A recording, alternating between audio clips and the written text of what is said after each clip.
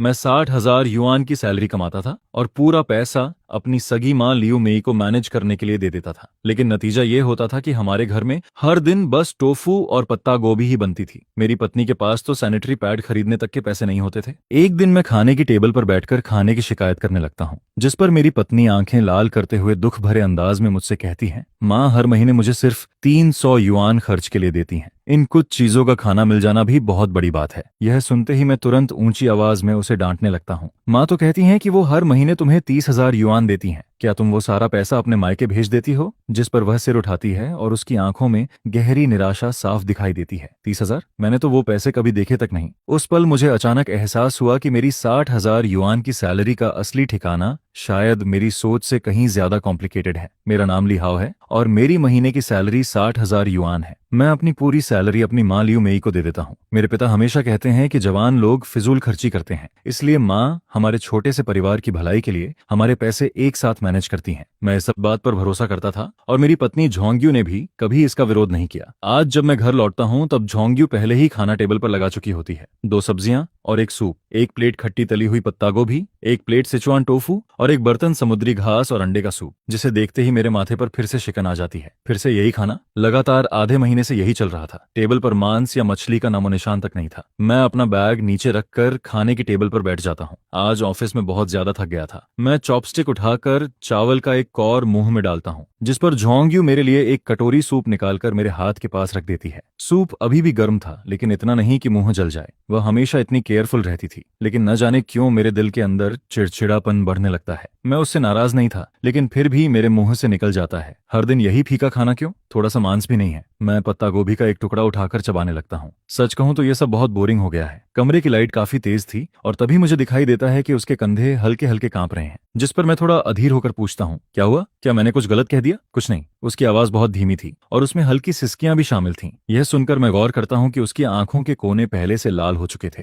आखिर बात क्या है? अगर खाना बनाना पसंद नहीं है तो हम नौकरानी रख सकते हैं। अब मेरी आवाज पहले से थोड़ी नरम हो जाती है, जिस पर झोंग्यू सिर उठाती है और बिना किसी चेतावनी के उसकी आंखों से आंसू बहने लगते हैं। लिहाओ, वह मेरी तरफ देखती है। उसकी आंखों में ऐसे इमोशंस भरे थे जिन्हें मैं समझ ही नहीं पाता। उनमें दुख था, थकान थी और साथ ही गहरी निराशा भी थी। तुम्हारी माँ हर महीने मुझे सिर्फ 300 युआन खर्च के लिए देती हैं। क्या? मुझे लगा जैसे मैंने गलत सुन लिया हो। 300 युआन? वह दोबारा वही बात कहती है। उसकी आवाज ऊंची नहीं थी, लेकिन मेरे कानों में वह किसी बम की तरह फटती है। इन पैसों में तो सिर्फ पत्ता गोभी खरीदना भी मुश्किल है। मैं पूरी तरह सन्न रह जाता हूँ। 300 युआन? ऐसा कैसे हो सकता है? मेरी माँ लियू मेई, जो हर समय सब कुछ बेटे के लिए कहती रहती हैं, वो सिर्फ 300 युआन देती हैं? यह नामुमकिन है। मेरे मुंह से अपने आप निकल जाता है। माँ तो कहती हैं कि हर महीने तुम्हें 30,000 युआन देती हैं। मुझे वह दिन साफ याद था जब मैंने अपना सैलरी कार्ड माँ को दिया था। तब हम तीनों वहीं मौजूद थे। माँ ने झोंग्यू का हाथ पकड़कर साफ साफ कहा था, श्याओ हाओ की सैलरी माँ संभालेगी। हर महीने माँ श्याओयू के कार्ड में 30,000 युआन ट्रांसफर करेगी ताकि घर का खर्च चल सके। बाकी पैसा माँ तुम दोनों के लिए सेव करेगी। आगे बड़ा घर लेना होगा, बच्चे होंगे, पैसे की जरूरत पड़ेगी। उस समय झोंग्यू ने भी सिर हिलाया था, इसलिए मैं हमेशा मानता रहा कि माँ मुझसे झूठ नहीं बोल सकती। लेकिन अब झोंग्यू मुझे देखकर एक बेहद दर्द भरी मुस्कान देती है, जिस पर वह कहती है, 30,000 युआन? मैंने तो कभी देखे ही नहीं। मैं लगातार उसके चेहरे को देखता रहता हूँ, शायद कोई झूठ पकड़ लूं, लेकिन वहां सिर्फ दुख ही दिखाई देता है। और तभी मुझे एहसास होता है कि झोंग्यू ने बहुत लंबे समय से नए कपड़े नहीं खरीदे थे। उसके पैरों में अब भी वही जूते थे जो हमारी शादी के समय थे। उसकी ड्रेसिंग टेबल पर सिर्फ एक सस्ती सी क्रीम रखी थी जो लगभग खत्म होने वाली थी। पहले मैं सोचता था कि वह बहुत बचत करने वाली लड़की है, लेकिन अब मुझे समझ आता है कि वह बचत नहीं थी, वह गरीबी थी, और वह गरीबी मैंने खुद उसके लिए पैदा की थी। यह सोचकर मेरा दिल किसी अदृश्य हाथ से दबाया जाता है और मुझे सांस लेना तक मुश्किल लगने लगता है। मैं टेबल पर रखे उन साधारण व्यंजनों को देखता हूँ जो अचानक बेहद चुभने लगते हैं। पिछले आधे महीने का हर निवाला अब मुझे एक थप्पड़ जैसा फील होने लगता है। गुस्सा, पछतावा और धोखा खाए जाने की ठंडक एक साथ मेरे पूरे शरीर में फैल जाती है। ठीक है, मैं अब भी माँ को फोन करता हूँ। मेरी उंगलियां कांप रही थीं और मैं फोन अनलॉक तक ठीक से नहीं कर पा रहा था। फोन मत करो। यह सुनकर मैं उसकी तरफ देखता हूँ। उसने अपने आंसू पोंछ दिए थे, लेकिन उसकी आंखों में अब सिर्फ सुन्न कर देने वाली शांति बची थी। कोई फायदा नहीं होगा, माँ कभी नहीं मानेंगी। उसकी बात मेरे ऊपर ठंडे पानी की बाल्टी की तरह गिरती है और फिर मैं धीरे धीरे शांत होने लगता हूँ। वह सही कह रही थी। मेरी माँ के स्वभाव को देखते हुए वह कभी सच स्वीकार नहीं करेंगी। वह उल्टा यही कहेंगी कि झोंग्यू घर में फूट डाल रही है, और फिर हमेशा की तरह एक बड़ा झगड़ा होगा जिसमें मैं बीच में फंस जाऊंगा और शायद पहले की तरह फिर माँ का ही पक्ष ले लूंगा। यह सोचकर मैं थके हुए अंदाज में कुर्सी पर बैठ जाता हूँ। फोन की स्क्रीन अब भी जल रही थी। उस पर माँ का नंबर दिखाई दे रहा था, वही नंबर जिस पर मैंने हमेशा सबसे ज्यादा भरोसा किया था। मुझे सब कुछ बताओ, मैं भारी आवाज में झोंग्यू से कहता हूँ, जिस पर वह काफी देर तक चुप रहती है, जैसे उन दुख भरे दिनों को याद कर रही हो। जिस महीने के बाद तुमने सैलरी कार्ड माँ को दिया था, उसके अगले महीने से हर महीने की पहली तारीख को माँ समय पर आ जाती थी, लेकिन बैंक ट्रांसफर नहीं करती थी। वो मुझे सिर्फ 300 युआन कैश देती थी। माँ कहती थी कि अगर कार्ड में 30,000 युआन होंगे तो मैं फिजूल खर्च करूंगी। माँ कहती थी कि वो मुझे एक अच्छी पत्नी बनना सिखा रही हैं। उसकी आवाज में कोई शिकायत नहीं थी, कोई इल्जाम नहीं था। वह बस ऐसे बता रही थी जैसे किसी और की कहानी सुना रही हो, लेकिन उसकी हर बात मेरे दिल को चीरती जा रही थी। हर बार आने पर माँ फ्रिज चेक करती थी। अगर फ्रिज में मांस होता तो कहती थी कि मैं पैसे बर्बाद कर रही हूँ। अगर मैं नए कपड़े खरीदती तो ताने देती थी कि तुम मेहनत से कमाते हो और मैं सिर्फ सजने संवरने में लगी हूँ। इसलिए मैंने बाद में कपड़े खरीदना बंद कर दिया और फ्रिज में भी मांस आना बंद हो गया। मैं कल्पना भी नहीं कर सकता था कि पिछले 2 सालों में उसने कैसी जिंदगी बिताई थी। एक बड़े शहर में सिर्फ 300 युआन लेकर पूरे घर का खर्च चलाना, और मैं 60,000 युआन कमाने वाला उसका पति एक बेवकूफ की तरह इन सब बातों से पूरी तरह अनजान था। तो तुमने मुझे बताया क्यों नहीं? मेरी आवाज कांपने लगती है, जिस पर झोंग्यू मेरी तरफ देखती है। अगर मैं बताती भी तो क्या तुम यकीन करते? तुम यही सोचते कि मैं बेवजह झगड़ा कर रही हूँ। तुम यही कहते कि मैं तुम्हारी माँ को पसंद नहीं करती, और तुम यही मानते कि मैं माँ बेटे के रिश्ते को खराब करना चाहती हूँ। यह सुनकर मैं पूरी तरह चुप हो जाता हूँ, क्योंकि वह बिल्कुल सही थी। अगर आज के खाने से पहले या 2 साल पहले उसने यह सब कहा होता तो मेरी पहली प्रतिक्रिया शायद यही होती, मुझे माफ कर दो। मैं सिर झुकाकर कहता हूँ। ये 3 शब्द बहुत हल्के लगते हैं, लेकिन उस समय मेरे लिए इतने भारी थे कि मैं सिर तक नहीं उठा पाता। जिस पर झोंग्यू धीरे से सिर हिलाती है और बेडरूम की तरफ चली जाती है। कुछ देर बाद वह वापस लौटती है और इस बार उसके हाथ में एक पुरानी सी नोटबुक होती है। वह नोटबुक मेरे सामने रख देती है, जिस पर मैं पहला पेज खोलता हूँ और वहाँ उसकी साफ सुथरी लिखावट दिखाई देती है। हर एक खर्च का हिसाब उसमें दर्ज था। महीने की पहली तारीख, आय 300 युआन, खाने का सामान पत्ता गोभी 2.3 युआन, टोफू 4 युआन, अंडे 5.5 युआन, कुल 11.8 युआन, बिजली और पानी का बिल 135 युआन, दवा खरीदी 35 युआन। इस महीने बाकी बचे 112 युआन। हर एक खर्च, हर एक मद इतनी साफ तरह से लिखी हुई थी जैसे हर लाइन मेरे दिल पर एक एक कट लगा रही हो। मैं एक एक पेज पलटता जाता हूँ और मेरे हाथ लगातार कांपने लगते हैं। हर महीने की इनकम एक जैसी लिखी हुई थी, सिर्फ 300 युआन। फिर अचानक मेरी नजर एक एंट्री पर पड़ती है, सैनिटरी पैड 12.9 युआन। उसके पीछे ब्रैकेट में लिखा था, डिस्काउंट कूपन इस्तेमाल किया, 3 युआन बचाए। यह देखकर मेरी आंखें तुरंत गर्म हो जाती हैं। मेरी पत्नी, जिसके बारे में मैं सोचता था कि वह आराम की जिंदगी जी रही है, वह 3 युआन बचाने के लिए भी हिसाब लगा रही थी, और मैं उसी पर खाना खराब होने की शिकायत कर रहा था। मैं सच में बहुत बड़ा कमीना था। मैं अभी जाकर उनसे बात करता हूँ। यह कहते हुए मैं जोर से नोटबुक बंद करता हूँ और खड़ा होने की कोशिश करता हूँ, जिस पर झोंग्यू मेरा हाथ पकड़ लेती है। फिर क्या होगा? एक बड़ा झगड़ा होगा, माँ सब कुछ नकार देंगी, फिर तुम्हें डांटेंगी, और आखिर में तुम फिर मुझे ही समझाओगे कि थोड़ा बड़ा दिल रखो, थोड़ा और सह लो। वह बेहद शांत नजरों से मुझे देखती है। लीहाओ, ऐसा ड्रामा मैं अब और नहीं करना चाहती। यह सुनकर मैं पूरी तरह चुप हो जाता हूँ। हाँ, फिर क्या होगा? मेरे पास कोई सबूत नहीं था। इस नोटबुक को भी माँ नकली बता सकती थी, कह सकती थी कि झोंग्यू ने सब कुछ खुद बनाया है। मैं आखिर उनसे सवाल किस आधार पर करता? तो फिर क्या करें? जिंदगी में पहली बार मैं खुद को इतना बेबस फील करता हूँ। जिस पर झोंग्यू धीरे से मेरा हाथ छोड़ देती है। फिर वह शांत आवाज में कहती है, अगर तुम सच में इस समस्या को हल करना चाहते हो तो अभी कोई जल्दबाजी मत करो। मैं उसकी तरफ देखता हूँ। अब उसकी आंखों में आंसू नहीं थे, वहां सिर्फ एक गहरी और स्थिर शांति थी। पिछले 2 सालों की तकलीफों ने शायद उसके अंदर लोहे जैसी मजबूती पैदा कर दी थी। कल से सब कुछ पहले जैसा ही रहेगा। तुम ऐसे बर्ताव करोगे जैसे तुम्हें कुछ पता ही नहीं है। माँ जो कहेंगी तुम वही मानोगे, लेकिन तुम्हें सबूत जुटाने होंगे। यह सुनकर मैं तुरंत सिर हिला देता हूँ। ठीक है। जिस पर झोंग्यू मेरे हाथ से नोटबुक ले लेती है। उसकी आंखों में एक पल के लिए दर्द झलकता है, लेकिन अगले ही पल वह फिर से मजबूत हो जाती है। इस नोटबुक की मैं एक फोटोकॉपी करवा लूंगी। लिहाओ, मैं चाहती हूँ कि तुम अपनी आंखों से देखो। तुम्हारी 60,000 युआन की सैलरी आखिर जा कहाँ रही है? अगले दिन मैं हमेशा की तरह ऑफिस पहुंचता हूँ, लेकिन मेरा दिमाग पूरी तरह बिखरा हुआ था। वर्क ग्रुप में लगातार मैसेज आ रहे थे, लेकिन मेरा ध्यान किसी चीज पर नहीं था। मेरे दिमाग में बस वही नोटबुक घूम रही थी और झोंग्यू की वो शांत लेकिन टूटी हुई आंखें। सुबह 10 बजे के थोड़ी देर बाद मेरा फोन बजता है। स्क्रीन पर लिखा था, माँ। मैं गहरी सांस लेता हूँ, फिर कॉल रिसीव कर लेता हूँ। हेलो माँ, बेटा। माँ की आवाज हमेशा की तरह प्यार से भरी हुई थी। ऑनसेट सोज ऑफिस पहुंच गया क्या? मैंने परेशान तो नहीं किया? नहीं माँ, मैं अभी अभी काम खत्म करके फ्री हुआ हूँ। मैं झूठ बोल देता हूँ। अच्छा है। माँ बस पूछना चाहती थी कि काम कैसा चल रहा है। थकान तो नहीं होती? अपना ध्यान रखा करो। पहले यही बातें सुनकर मुझे बहुत अपनापन फील होता था, लेकिन आज वही बातें बेहद नकली लग रही थीं। सब ठीक है माँ, थकान नहीं है। मैं सामान्य बनने की कोशिश करता हूँ। अच्छा है, तुम बस बाहर मेहनत करके पैसे कमाओ।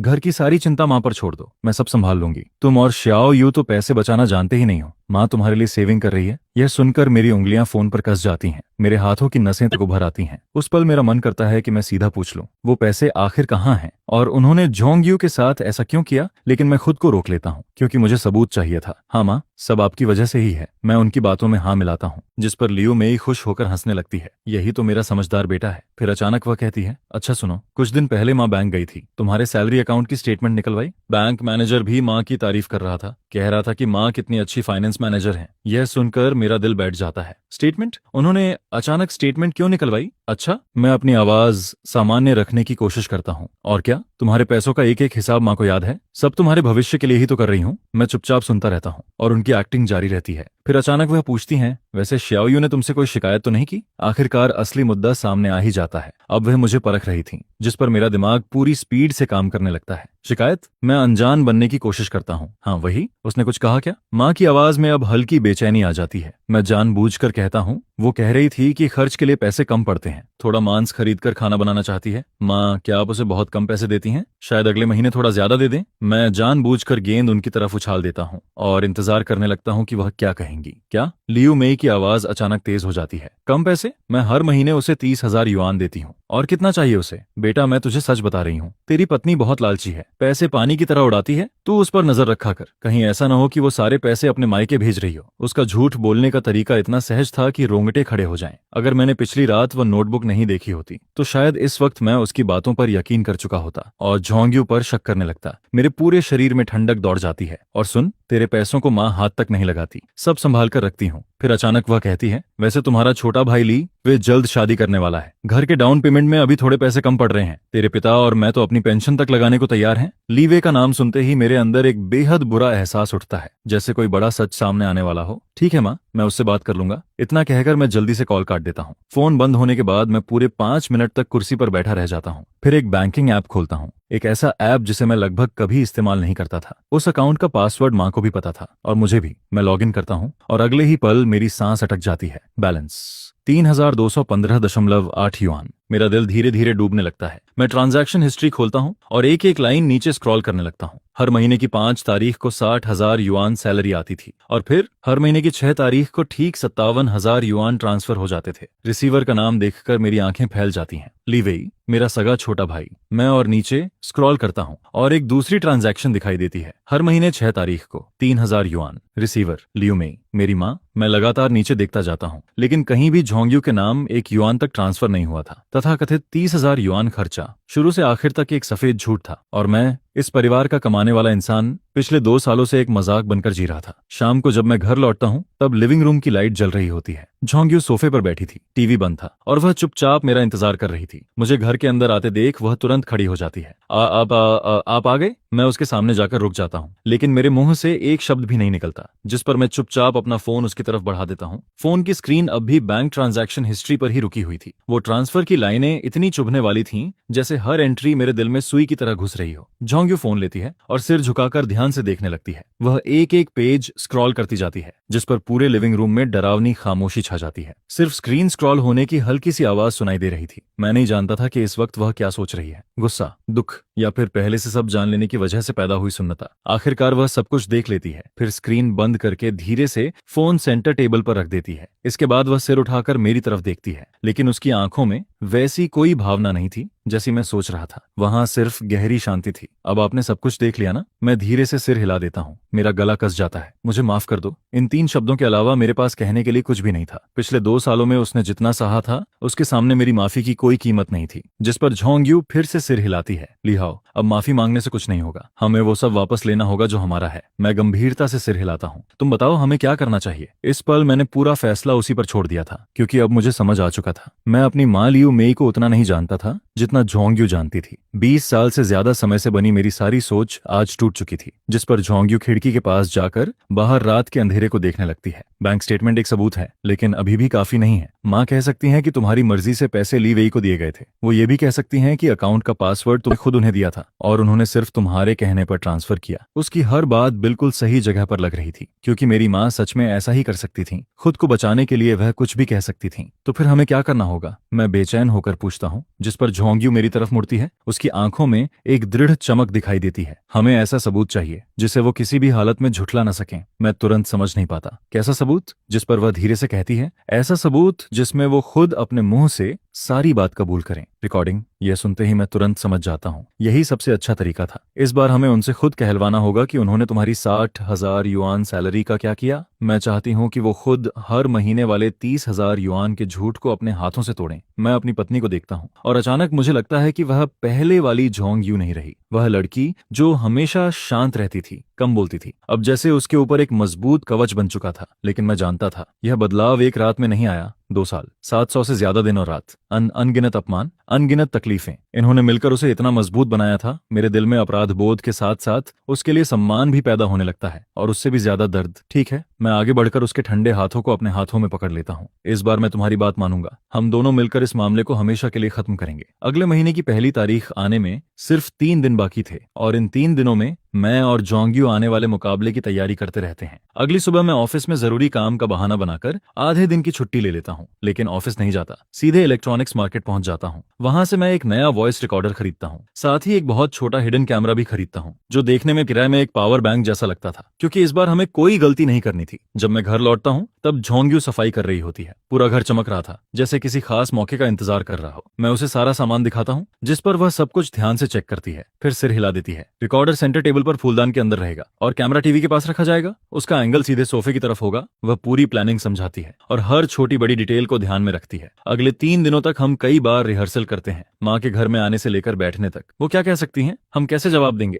हर चीज पहले से तय कर ली जाती है, जिस पर झोंग्यू मुझे खास तौर पर समझाती है, उस दिन तुम्हें ज्यादा एक्टिंग करने की जरूरत नहीं है। तुम हमेशा की तरह ऑफिस से घर लौटना। अगर तुम जरूरत से ज्यादा अलग बर्ताव करोगे तो माँ को शक हो जाएगा। तुम बस ऐसे व्यवहार करना जैसे अभी अभी तुम्हें सच पता चला हो और तुम गुस्से में उनसे सवाल पूछ रहे हो। मैं वही बहू बनूंगी जो दुखी है, लेकिन खुलकर विरोध नहीं कर पा रही। तुम्हारा काम होगा गुस्सा दिखाना और उनकी भावनाओं को भड़काना। मेरा काम होगा कमजोर दिखना, ताकि वो खुद को जीतता हुआ समझें और घमंड में सारी सच्चाई बोल दें। मैं उसे देखता रहता हूँ। उसकी इंसानी सोच को समझने की क्षमता मुझे हैरान कर रही थी। लेकिन फिर मुझे याद आता है, उसे यह सब मेरी माँ ने ही सिखाया था, 2 सालों की यातना देकर। तुमने बहुत कुछ सहा है, मैं धीरे से कहता हूँ, जिस पर झोंग्यू कुछ नहीं बोलती, बस चुपचाप दूसरी तरफ देखने लगती है। समय धीरे धीरे बीतता है और आखिरकार फैसला करने वाला दिन आ जाता है। महीने की पहली तारीख। सुबह से ही मेरा मन बेचैन था। मैं ऑफिस में बैठा था, लेकिन मेरा ध्यान बार बार फोन पर जा रहा था। सुबह 9:58 पर झोंग्यूए का मैसेज आता है। उसमें सिर्फ एक शब्द लिखा था, आ गई। यह देखते ही मैं तुरंत अपने मैनेजर से इमरजेंसी का बहाना बनाता हूँ और ऑफिस से निकल जाता हूँ। लेकिन मैं सीधे घर नहीं जाता, क्योंकि मैं सही समय का इंतजार कर रहा था। करीब 20 मिनट बाद मुझे अपनी माँ लियो मेई दिखाई देती हैं। उनके हाथ में सस्ते कपड़े का एक बैग था और वह आराम से हमारी बिल्डिंग के अंदर चली जाती हैं। मैं गहरी सांस लेता हूँ, फिर कार स्टार्ट कर देता हूँ। मैंने समय पहले से गिना हुआ था। घर पहुंचने के बाद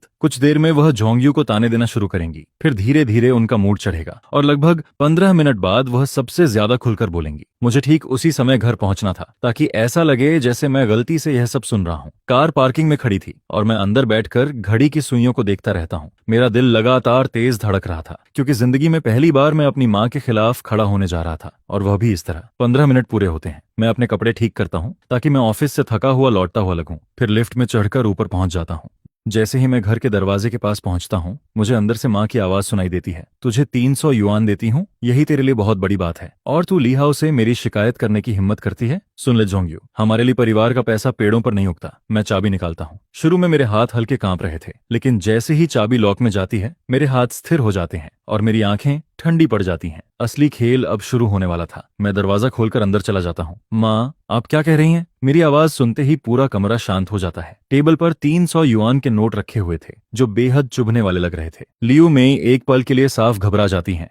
उनके चेहरे पर मौजूद गुस्सा अभी पूरी तरह गायब भी नहीं हुआ था, जिसकी वजह से उनका चेहरा और अजीब लग रहा था। बेटा, तू इस वक्त घर कैसे आ गया? उनकी आंखों में घबराहट साफ दिखाई देती है, जिस पर मैं अपना बैग जोर से दरवाजे के पास फेंक देता हूँ। अगर मैं घर नहीं आता तो आपकी ये बातें कैसे सुन पाता? 300 युआन, क्या यही वो 30,000 युआन का खर्चा है जिसके बारे में माँ कहती थी? मेरी आवाज दबे हुए गुस्से से भरी हुई होती है, जिस पर लियो मेई का चेहरा तुरंत बदल जाता है, लेकिन वह बहुत जल्दी खुद को संभाल लेती है। आखिर वह एक अनुभवी खिलाड़ी होती है। बेटा, तुम बिल्कुल सही समय पर आए हो। तुम्हें अपनी इस बीवी को ठीक से कंट्रोल करना चाहिए। जिस पर वह जोंग्यू जोयू की तरफ उंगली करके उल्टा उसी पर इल्जाम लगाना शुरू कर देती है। मैं हर महीने इसे 30,000 युआन देती हूँ, लेकिन ये ऐसा खर्च करती है कि कुछ ही दिनों में सब खत्म हो जाता है। इस महीने फिर मेरे पास पैसे मांगने आ गई, जिस पर गुस्से में मैंने इसे पहले सिर्फ 300 युआन दिए ताकि इसे सबक मिले और ये बचत करना सीखे। लेकिन किसे पता था कि ये जाकर तुम्हारे पास मेरी शिकायत कर देगी। ऐसी औरत का दिल बहुत खराब होता है। ये सिर्फ माँ बेटे के रिश्ते में दरार डालना चाहती है। उसकी बातें इतनी स्मूथ और बिना किसी कमी के निकलती हैं कि अगर मैंने बैंक स्टेटमेंट न देखा होता तो शायद मैं भी उसकी बातों पर यकीन कर लेता और उल्टा जोयू को ही डांट देता। जिस पर मैं ठंडी हंसी हंसते हुए कहता हूँ, माँ आप कह रही हैं कि हर महीने जोयू को 30,000 युआन देती हैं, है ना? लियू मेई सीना तानकर कहती है, क्या मैं अपने बेटे से झूठ बोलूंगी? ठीक है। फिर मैं जोयू की तरफ मुड़ता हूँ। माँ कह रही हैं कि हर महीने तुम्हें 30,000 युआन मिलते हैं, क्या तुम्हें मिले? जिस पर जोयू सिर उठाती है। उसके चेहरे पर अभी भी आंसुओं के निशान होते हैं। वह माँ की तरफ एक नजर देखती है और फिर धीरे से सिर हिला देती है। नहीं, मुझे कभी नहीं मिले। यह सुनते ही लियू मेई आग बबूला हो जाती है। वह जोयू की तरफ उंगली करके चिल्लाती है, झूठी और एहसान फरामोश। मैंने तुझे इतना अच्छा रखा और तू मेरे बेटे के सामने मुझे बदनाम कर रही है। मैं आज तुझे सबक सिखा दूंगी। यह कहते हुए वह जोयू को थप्पड़ मारने के लिए हाथ उठा देती है, जिस पर मैं तुरंत उसका हाथ पकड़ लेता हूँ। बस मेरी तेज आवाज सुनकर वह डर जाती है और मुझे घूर कर देखने लगती है। फिर मैं बर्फ जैसी ठंडी आवाज में कहता हूँ, माँ मैं आपसे एक बार फिर पूछता हूँ, मेरी सैलरी हर महीने 60,000 युआन है और वह आपके कार्ड में ट्रांसफर होती है, सही है? वह बिना सोचे जवाब देती है, हाँ हाँ। और आप जोयू को सिर्फ 300 युआन देती हैं, सही है? नहीं, मैं उसे 30,000 देती हूँ। वह अभी भी बहाना बनाने की कोशिश करती है, जिस पर मैं तुरंत पूछता हूँ, तो बाकी 59,700 युआन कहाँ गए? अब उसकी नजरें इधर उधर भटकने लगती हैं।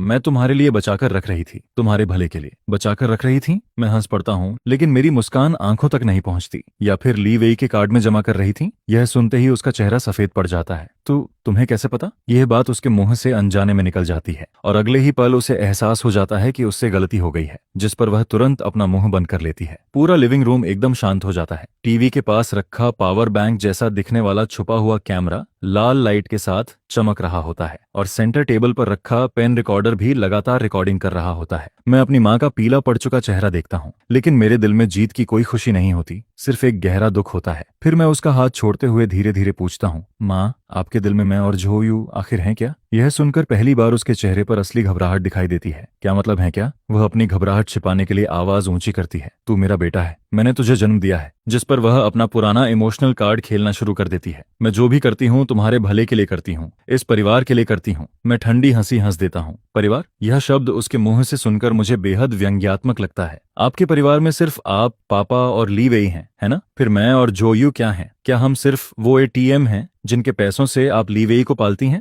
मेरे हर सवाल उसके दिल पर हथौड़े की तरह पड़ता है, जिस पर उसका चेहरा और ज्यादा सफेद पड़ जाता है। बकवास मत कर। आखिरकार उसका असली चेहरा सामने आ जाता है। ली वेई तेरा सगा भाई है, उसे शादी करनी है, घर खरीदना है। बड़ा भाई होकर थोड़ी मदद कर देगा तो क्या हो जाएगा? तू हर महीने 60,000 कमाता है, उसे थोड़ा खर्च करने देगा तो क्या बिगड़ जाएगा? क्या तू अपने ही भाई को बर्दाश्त नहीं कर सकता? अगर मैं अपनी मर्जी से दूं तो उसे मदद कहते हैं, मैं उसकी आंखों में देखते हुए कहता हूं। लेकिन जो पैसे आपने चोरी से लिए उसे चोरी कहते हैं। चोरी शब्द सुनते ही वह पूरी तरह पागल हो जाती है। नालायक! वह कांपते हुए मेरी तरफ उंगली करती है। एक पराई औरत के लिए तू अपनी माँ से ऐसे बात कर रहा है? जिस पर उसका निशाना फिर जोयू की तरफ मुड़ जाता है। सब कुछ इसी मनहूस औरत की वजह से हुआ है। जिस दिन से ये इस घर में आई है, हमारे घर में कभी शांति नहीं रही। इसने मेरे बेटे पर कौन सा मैजिक कर दिया है कि ये अपनी माँ और भाई तक को छोड़ रहा है। उसका चेहरा गुस्से से टेढ़ा हो जाता है और वह फिर से जोयू को मारने के लिए हाथ उठाती है। लेकिन इस बार जोयू पीछे नहीं हटती। वह बस शांत बैठी रहती है और एक जोकर की तरह लियू मेई को देखती रहती है। जिस पर मैं फिर से माँ का हाथ पकड़ लेता हूँ और इतना जोर से दबाता हूँ कि वह दर्द से चीख उठती है। बस अब मेरी आवाज में जरा भी भावना नहीं बचती। आज के बाद इस घर में आपका स्वागत नहीं है। मेरी बात सुनकर वह पूरी तरह स्तब्ध रह जाती है। शायद उसने कभी नहीं सोचा था कि उसका हमेशा आज्ञाकारी बेटा उससे ऐसे शब्द कहेगा। क्या कहा तूने? दोबारा बोल। मैंने कहा, कृपया इस घर से बाहर जाइए। इसके बाद मैं उसका हाथ पकड़कर दरवाजे की तरफ खींचने लगता हूँ, जिस पर वह रोना धोना शुरू कर देती है। ली हाओ, तू पागल हो गया है क्या? तू मुझे घर से निकाल रहा है? मैं तेरी माँ हूँ। लेकिन मैं दरवाजा खोलकर उसे बिना किसी दया के बाहर धक्का दे देता हूँ। फिर मैं दरवाजे पर खड़ा होकर कहता हूँ, और एक बात, पिछले 2 सालों में मेरे कार्ड से जो भी पैसे आपने लिए हैं, एक एक पैसा वापस चाहिए, वरना हम कोर्ट में मिलेंगे। इसके बाद मैं टीवी शेल्फ और सेंटर टेबल की तरफ इशारा करता हूँ। यहाँ जो कुछ हुआ है सब रिकॉर्ड हो चुका है। यह सुनते ही उसकी चीखें अचानक बंद हो जाती हैं। वह डर से उन डिवाइसेस को देखने लगती है, लेकिन मैं उसे संभलने का मौका नहीं देता और जोर से दरवाजा बंद कर देता हूँ। धड़ाम, और उसी पल पूरी दुनिया जैसे शांत हो जाती है। मैं दरवाजे से टिककर धीरे धीरे नीचे फर्श पर बैठ जाता हूँ, जिस पर जो यू मेरे पास आती है, मेरे सामने बैठती है और मुझे धीरे से गले लगा लेती है। सब खत्म हो गया। वह मेरे कान में फुसफुसाती है, जिस पर मैं अपना सिर उसके कंधे पर रख देता हूँ और आखिरकार मेरी आंखों से आंसू बहने लगते हैं। यह हार नहीं होती, बल्कि 20 साल पुरानी टूटी हुई आस्था से मिली एकमात्र राहत होती है। इसके बाद हम दोनों काफी देर तक फर्श पर बैठे रहते हैं। जब बाहर का आसमान धीरे धीरे अंधेरा होने लगता है, तब मैं सिर उठाता हूँ, जिस पर वह मेरे आंसू पोंछती है और मेरे लिए एक गिलास गर्म पानी लेकर आती है। अब बेहतर फील कर रहे हो? Thank you. वह हल्का सा मुस्कुराकर पूछती है। किस बात के लिए? मुझे छोड़कर न जाने के लिए। अगर वह मेरे साथ न होती तो शायद मैं पूरी जिंदगी इसी झूठे इमेजिनेशन और धोखे की दुनिया में जीता रहता। एक ऐसे परिवार के बारे में जहां माँ को आदर्श और बेटों को आज्ञाकारी माना जाता है, लेकिन असल में मैं एक कठपुतली की तरह पूरी जिंदगी दूसरों के हाथों नाचता रहा और फिर भी खुशी खुशी सब कुछ स्वीकार करता रहा। जिस पर जो यू हल्की सी मुस्कुराती है। उसकी मुस्कान में राहत की एक झलक साफ दिखाई देती है। हम पति पत्नी हैं। उसके मुंह से निकले ये कुछ शब्द किसी भी दिलासे से कहीं ज्यादा ताकत रखते हैं। हाँ, हम पति पत्नी हैं, एक ही टीम है, सुख दुख में साथ रहने वाले, हर मुश्किल का सामना साथ करने वाले। इसके बाद मैं खड़ा होता हूँ और उसका हाथ पकड़कर उसे भी खड़ा कर देता हूँ। चलो अब अपना वॉर ट्रॉफी देखते हैं। मैं टीवी शेल्फ के पास जाता हूँ, पावर बैंक के रूप में छुपाए गए कैमरे को उठाता हूँ और फिर पेन स्टैंड से रिकॉर्डिंग पेन निकाल लेता हूँ। हम दोनों डिवाइस को कंप्यूटर से कनेक्ट करते हैं, जिस पर वीडियो और ऑडियो दोनों पूरी तरह सुरक्षित मिलते हैं। मैं वीडियो चलाता हूँ। स्क्रीन पर माँ का चेहरा साफ दिखाई देता है। गुस्से और लालच से भरा हुआ उसका चेहरा बुरी तरह विकृत नजर आता है। उसकी कही हुई हर बात, हर शब्द एकदम साफ रिकॉर्ड हुआ होता है। मैं स्क्रीन को देखता रहता हूँ, लेकिन अब मेरे दिल में कोई हलचल नहीं होती। कुल कितना पैसा हुआ? जो ये पूछती है, जिस पर मैं फोन निकालकर कैलकुलेटर खोलता हूँ। हर महीने 60,000 युआन, 2 साल यानी 24 महीने, कुल कमाई 14,40,000 युआन। माँ हर महीने जो यू को सिर्फ 300 युआन देती थी, बाकी लगभग 57,700 युआन। 2 साल में लीवेई को कुल 13,68,000 युआन ट्रांसफर हुए। इन नंबरों को देखते ही मेरी सांस थोड़ी भारी हो जाती है। 13,68,000 युआन। इतने पैसों में किसी बड़े शहर में सीधे एक शानदार घर खरीदा जा सकता है। और दूसरी तरफ मेरी पत्नी 3 युआन के डिस्काउंट कूपन के लिए तक हिसाब लगाती रही। यह पैसा हर हाल में वापस लेना होगा। जिस पर जो यू शांत आवाज में कहती है, वे लोग इतनी आसानी से पैसा वापस नहीं देंगे, खासकर लीवेई। मैं सिर हिलाता हूँ। मैं उसकी बात समझ जाता हूँ। इसलिए सिर्फ माँ के पास जाने से कुछ नहीं होगा। माँ सिर्फ पैसे ट्रांसफर करने वाली थी, असली फायदा उठाने वाला इंसान लीवेई है। तो तुम्हारा मतलब है कि हम सीधे उसके पास जाएं? मैं पूछता हूँ। हाँ। जो यू मेरी तरफ देखती है। उसकी आंखों में दृढ़ता साफ नजर आती है। उसे पता चलना चाहिए कि उसकी ऐशो आराम की जिंदगी अब खत्म हो चुकी है, और मुझे यकीन है कि माँ ने उसे पहले ही सब बता दिया होगा। इस वक्त शायद दोनों मिलकर हमारे खिलाफ प्लान बना रहे होंगे। हम उन्हें ज्यादा समय नहीं दे सकते। जिस पर मैं बिना हिचकिचाए कहता हूँ, कल ही हम उसके पास जाएंगे, और इस बार मैं बिल्कुल भी नरम नहीं पड़ूंगा। मैं सोचता हूँ, जिस घर में ली वे रहता है, जिस कार में घूमता है, इस शम्य से ये शायद वह सब मेरे पैसों से खरीदा गया है। वह आराम से उस जिंदगी का मजा लेता रहा जो असल में मेरी और जोयू की होनी चाहिए थी। अब समय आ गया था कि वह सब कुछ वापस उगले। इसके बाद मैं मैप ऐप खोलता हूँ और लीवे के घर का एड्रेस डालता हूँ। यही वही एड्रेस होता है जिसे पिछली फैमिली गैदरिंग में माँ बड़े गर्व से दिखा रही थी। मेरा छोटा बेटा कितना काबिल है, अपनी शादी के लिए खुद घर खरीद लिया। अब सोचता हूँ तो ये बात बेहद हास्यास्पद लगती है। कल मैं खुद उसके दरवाजे पर जाकर अपना सब कुछ वापस मांगूंगा। अगले दिन रविवार होता है। मैं और जोयू बहुत सुबह उठ जाते हैं, लेकिन आज हम घर पर नाश्ता नहीं करते। जिस पर मैं कार लेकर शहर के सबसे अच्छे कांटोनिस रेस्टोरेंट में पहुंच जाता हूं। हम ढेर सारे डिमसम ऑर्डर करते हैं, श्रिम्प डम्पलिंग, स्यूमई, चिकन फीट और बाकी कई स्पेशल डिशेस। ये सब जोयू के पसंदीदा खाने होते हैं, लेकिन पिछले 2 सालों में उसने इनमें से किसी चीज को हाथ तक नहीं लगाया था। नाश्ता खत्म होने के बाद हम घर वापस नहीं लौटते। मैं सीधे लीवे के घर की तरफ कार मोड़ देता हूँ। वह एक नया और बेहद महंगा रेजिडेंशियल कॉम्प्लेक्स होता है। लिफ्ट में खड़े खड़े मुझे महसूस होता है कि जोयू मेरा हाथ कसकर पकड़ रही है, जिस पर मैं भी उसका हाथ मजबूती से पकड़ लेता हूँ। डरो मत, मैं हूँ। वह मेरी तरफ देखकर मुस्कुराती है। मुझे डर नहीं लग रहा। कुछ देर बाद हम उसके फ्लैट के दरवाजे के सामने खड़े होते हैं। मैं डोरबेल दबाता हूँ। काफी देर बाद दरवाजा खुलता है। भैया, भाभी, आप लोग यहाँ? लीवे की नजरें मुझसे बचती रहती हैं। उसे देखकर साफ समझ आ जाता है कि माँ ने उसे पहले ही खबर दे दी है। मैं ठंडी आवाज में कहता हूँ, अंदर आने के लिए नहीं कहोगे? उसका चेहरा थोड़ा खराब हो जाता है, लेकिन वह साइड में हटकर हमें अंदर आने देता है। तभी बेडरूम से एक महिला बाहर निकलती है। वह उसकी मंगेतर वांगली होती है। हमें देखकर वह भी कुछ पल के लिए चौंक जाती है, लेकिन अगले ही पल चेहरे पर बनावटी मुस्कान ले आती है। ओह, बड़े भैया और भाभी भाभी जी की। आइए बैठिए। पूरा लिविंग रूम शानदार सजावट से भरा होता है। एक नजर में ही समझ आ जाता है कि यहाँ काफी पैसा खर्च हुआ है। मैं कमरे के बीच में खड़ा होकर चारों तरफ नजर घुमाता हूँ, फिर सीधे ली वेई को देखता हूँ, जिस पर उसका चेहरा तनाव से भर जाता है। आज मैं यहाँ सिर्फ एक काम के लिए आया हूँ। किस काम के लिए? वह पूछता है। पैसे। ये सुनते ही वांग ली का चेहरा बदल जाता है। वह पहले ली वेई को देखती है और फिर मेरी तरफ। कौन से पैसे भैया? शायद कोई गलतफहमी है। मैं उसकी तरफ मुड़ता हूँ। कोई गलतफहमी नहीं है। पिछले 2 सालों में मेरी माँ ने मेरी सैलरी कार्ड से 13,68,000 युआन निकाल कर ली वेई को दिए हैं। यह पैसा मेरा है और अब मैं इसे वापस चाहता हूँ। ये सुनते ही वांग ली की मुस्कान चेहरे पर जम जाती है। वह हैरानी से ली वेई को घूरती है। क्या ये सच है? ली वेई का चेहरा सुअर के खून जैसा लाल हो जाता है। वह काफी देर तक हकलाता रहता है, लेकिन कोई जवाब नहीं दे पाता। आखिरकार वह चिल्लाकर कहता है, हाँ तो क्या हुआ? माँ ने मुझे दिए थे, मैंने चोरी नहीं की। आप मेरे बड़े भाई हो, आपका पैसा भी तो परिवार का पैसा है। मैंने थोड़ा इस्तेमाल कर लिया तो क्या हो गया? मैं उसे घूरते हुए पूछता हूँ, तो तुम्हारे हिसाब से तुमने कुछ गलत नहीं किया? मैंने कुछ गलत नहीं किया, वह गर्दन तान कर जवाब देता है, जिस पर मैं सिर हिलाता हूँ। फिर जेब से फोन निकालता हूँ, रिकॉर्डिंग फाइल खोलता हूँ और प्ले बटन दबा देता हूँ। अगले ही पल माँ की घबराई हुई आवाज पूरे कमरे में गूंजने लगती है। क्या मैं वो पैसा लीवे के कार्ड में सेव नहीं कर रही थी?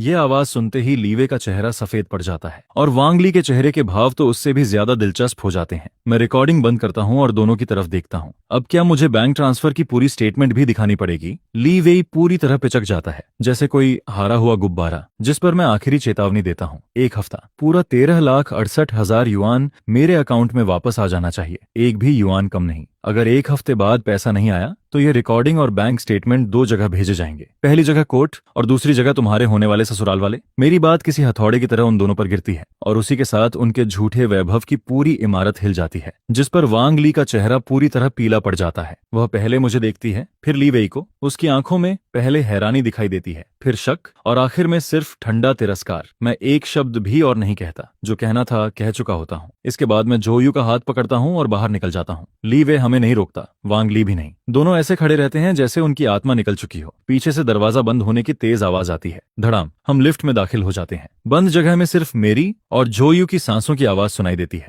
लिफ्ट के शीशे में हमारा प्रतिबिंब नजर आता है। हम दोनों शांत दिखते हैं, लेकिन चेहरे पर तूफान के बाद वाली थकान साफ दिखाई देती है। चलो घर चलते हैं, जिस पर जोयू सिर हिलाती है और अपना सिर मेरे कंधे पर टिका देती है। लेकिन मैं जानता हूँ असली तूफान अभी शुरू हुआ है। उस बंद दरवाजे के पीछे एक नई लड़ाई भड़क चुकी है। 13,68,000 युआन। वांगली की कांपती हुई आवाज कांच पर नाखून घिसने जैसी सुनाई देती है। लीवी, मुझे साफ साफ समझाओ, आखिर ये सब क्या है? जिस पर लीवी सिर झुकाकर खड़ा रहता है। वह वांगले की तरफ देखने की भी हिम्मत नहीं कर पाता। वो माँ ने कहा था कि बड़े भैया का पैसा वैसे भी सेविंग के लिए ही है। चटाक। एक जोरदार थप्पड़ पूरे कमरे में गूंज जाता है, जिस पर वांगले का हाथ हल्का सा कांप रहा होता है। तुम्हारी माँ ने कहा था, तो अगर वो तुम्हें चोरी करने को कहती तब भी तुम चोरी करते? यह सुनकर लीवी अपना गाल पकड़ लेता है और आखिरकार फट पड़ता है। मैंने अपने बड़े भाई के थोड़े पैसे ही तो खर्च किए हैं। थोड़े पैसे? वांग लिए ठंडी हंसी हंसती है। 1 मिलियन युआन से ज्यादा को तुम थोड़े पैसे कहते हो? लीवी, तुम्हें पता भी है इसका मतलब क्या है? जिस पर वह पूरे घर की तरफ उंगली कर देती है। इसका मतलब है कि जिस घर में हम अभी खड़े हैं वह चोरी के पैसों से खरीदा गया है। हमारी कार चोरी के पैसों से खरीदी गई है। यहाँ तक कि मेरी उंगली में जो डायमंड रिंग है वह भी चोरी के पैसों से खरीदी गई है। उसकी आवाज और ठंडी होती जाती है। वांगले किसी मेहनती और जिम्मेदार आदमी से शादी करना चाहती है, किसी ऐसे परजीवी से नहीं जो अपने बड़े भाई का खून चूस कर जिंदा रहता हो। उसका हर शब्द सीधे लीवी के दिल में घुसता है,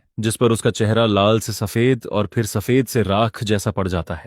तुम मेरे बारे में ऐसा कैसे कह सकती हो? क्या मैंने गलत कहा? वांगले उसे घूरते हुए जवाब देती है। क्या तुम्हें लगता है मुझे कुछ पता नहीं था? तुम्हारी सैलरी सिर्फ 8,000 युआन महीना है। तुम घर की डाउन पेमेंट और रेनोवेशन का खर्च कैसे उठा सकते थे? मैं हमेशा सोचती थी कि ये दोनों बुजुर्गों की बचत होगी, लेकिन मुझे क्या पता था कि पूरा परिवार मिलकर चोरी कर रहा है। इसके बाद वह एक गहरी सांस लेती है। अब उसकी आंखों में सिर्फ बेरुखी बची होती है। सुन लो लीवी, मुझे फर्क नहीं पड़ता तुम कैसे करते हो। 1 हफ्ते के अंदर अगर तुम वो पैसा वापस नहीं कर पाए तो हम तुरंत ब्रेकअप कर देंगे। शादी कैंसिल। मैं ऐसी बेइज्जती कभी बर्दाश्त नहीं करूंगी। यह कहकर वह मुड़ती है और सीधे बेडरूम में चली जाती है। धड़ाम। दरवाजा जोर से बंद हो जाता है। अब पूरे लिविंग रूम में सिर्फ लीवी अकेला खड़ा रहता है। उसका गाल दर्द कर रहा होता है, लेकिन उसका दिल उससे भी ज्यादा दर्द में होता है, क्योंकि वह जानता है कि वांगले मजाक नहीं कर रही। अगर पैसा वापस नहीं हुआ तो शादी सच में खत्म हो जाएगी। जिस पर वह कांपते हाथों से फोन निकालता है और उस इंसान को कॉल करता है जिसने उसे इस मुसीबत में डाला था। वही इंसान जो शायद उसे बाहर भी निकाल सकता था। फोन जुड़ते ही वह रोने लगता है। माँ, बड़ी मुसीबत हो गई। उधर लियू मेई भी घर में बेचैन बैठी होती है। पूरी दोपहर वह लीवी के फोन का इंतजार करती रहती है। उसके हिसाब से मैंने जो किया था वह सिर्फ गुस्से में लिया गया फैसला था। उसे पूरा भरोसा था कि जब मेरा गुस्सा शांत होगा तो खून का रिश्ता फिर जीत जाएगा। उसने तो पहले से बहाने भी सोच रखे थे। अगर मैं झुक जाता तो वह भी थोड़ा नरम पड़ जाती और कहती कि बाद में धीरे धीरे झोयू को पैसे वापस कर दिए जाएंगे। लेकिन तभी लीवी का रोता हुआ फोन आता है। क्या हुआ? रो क्यों रहा है राय, निकम्मे कहीं के? लियो मेई जोर से डांटती है, लेकिन अंदर ही अंदर वह खुद घबराई हुई होती है। जिस पर लीवी अभी अभी हुई सारी बातें बताना शुरू कर देता है।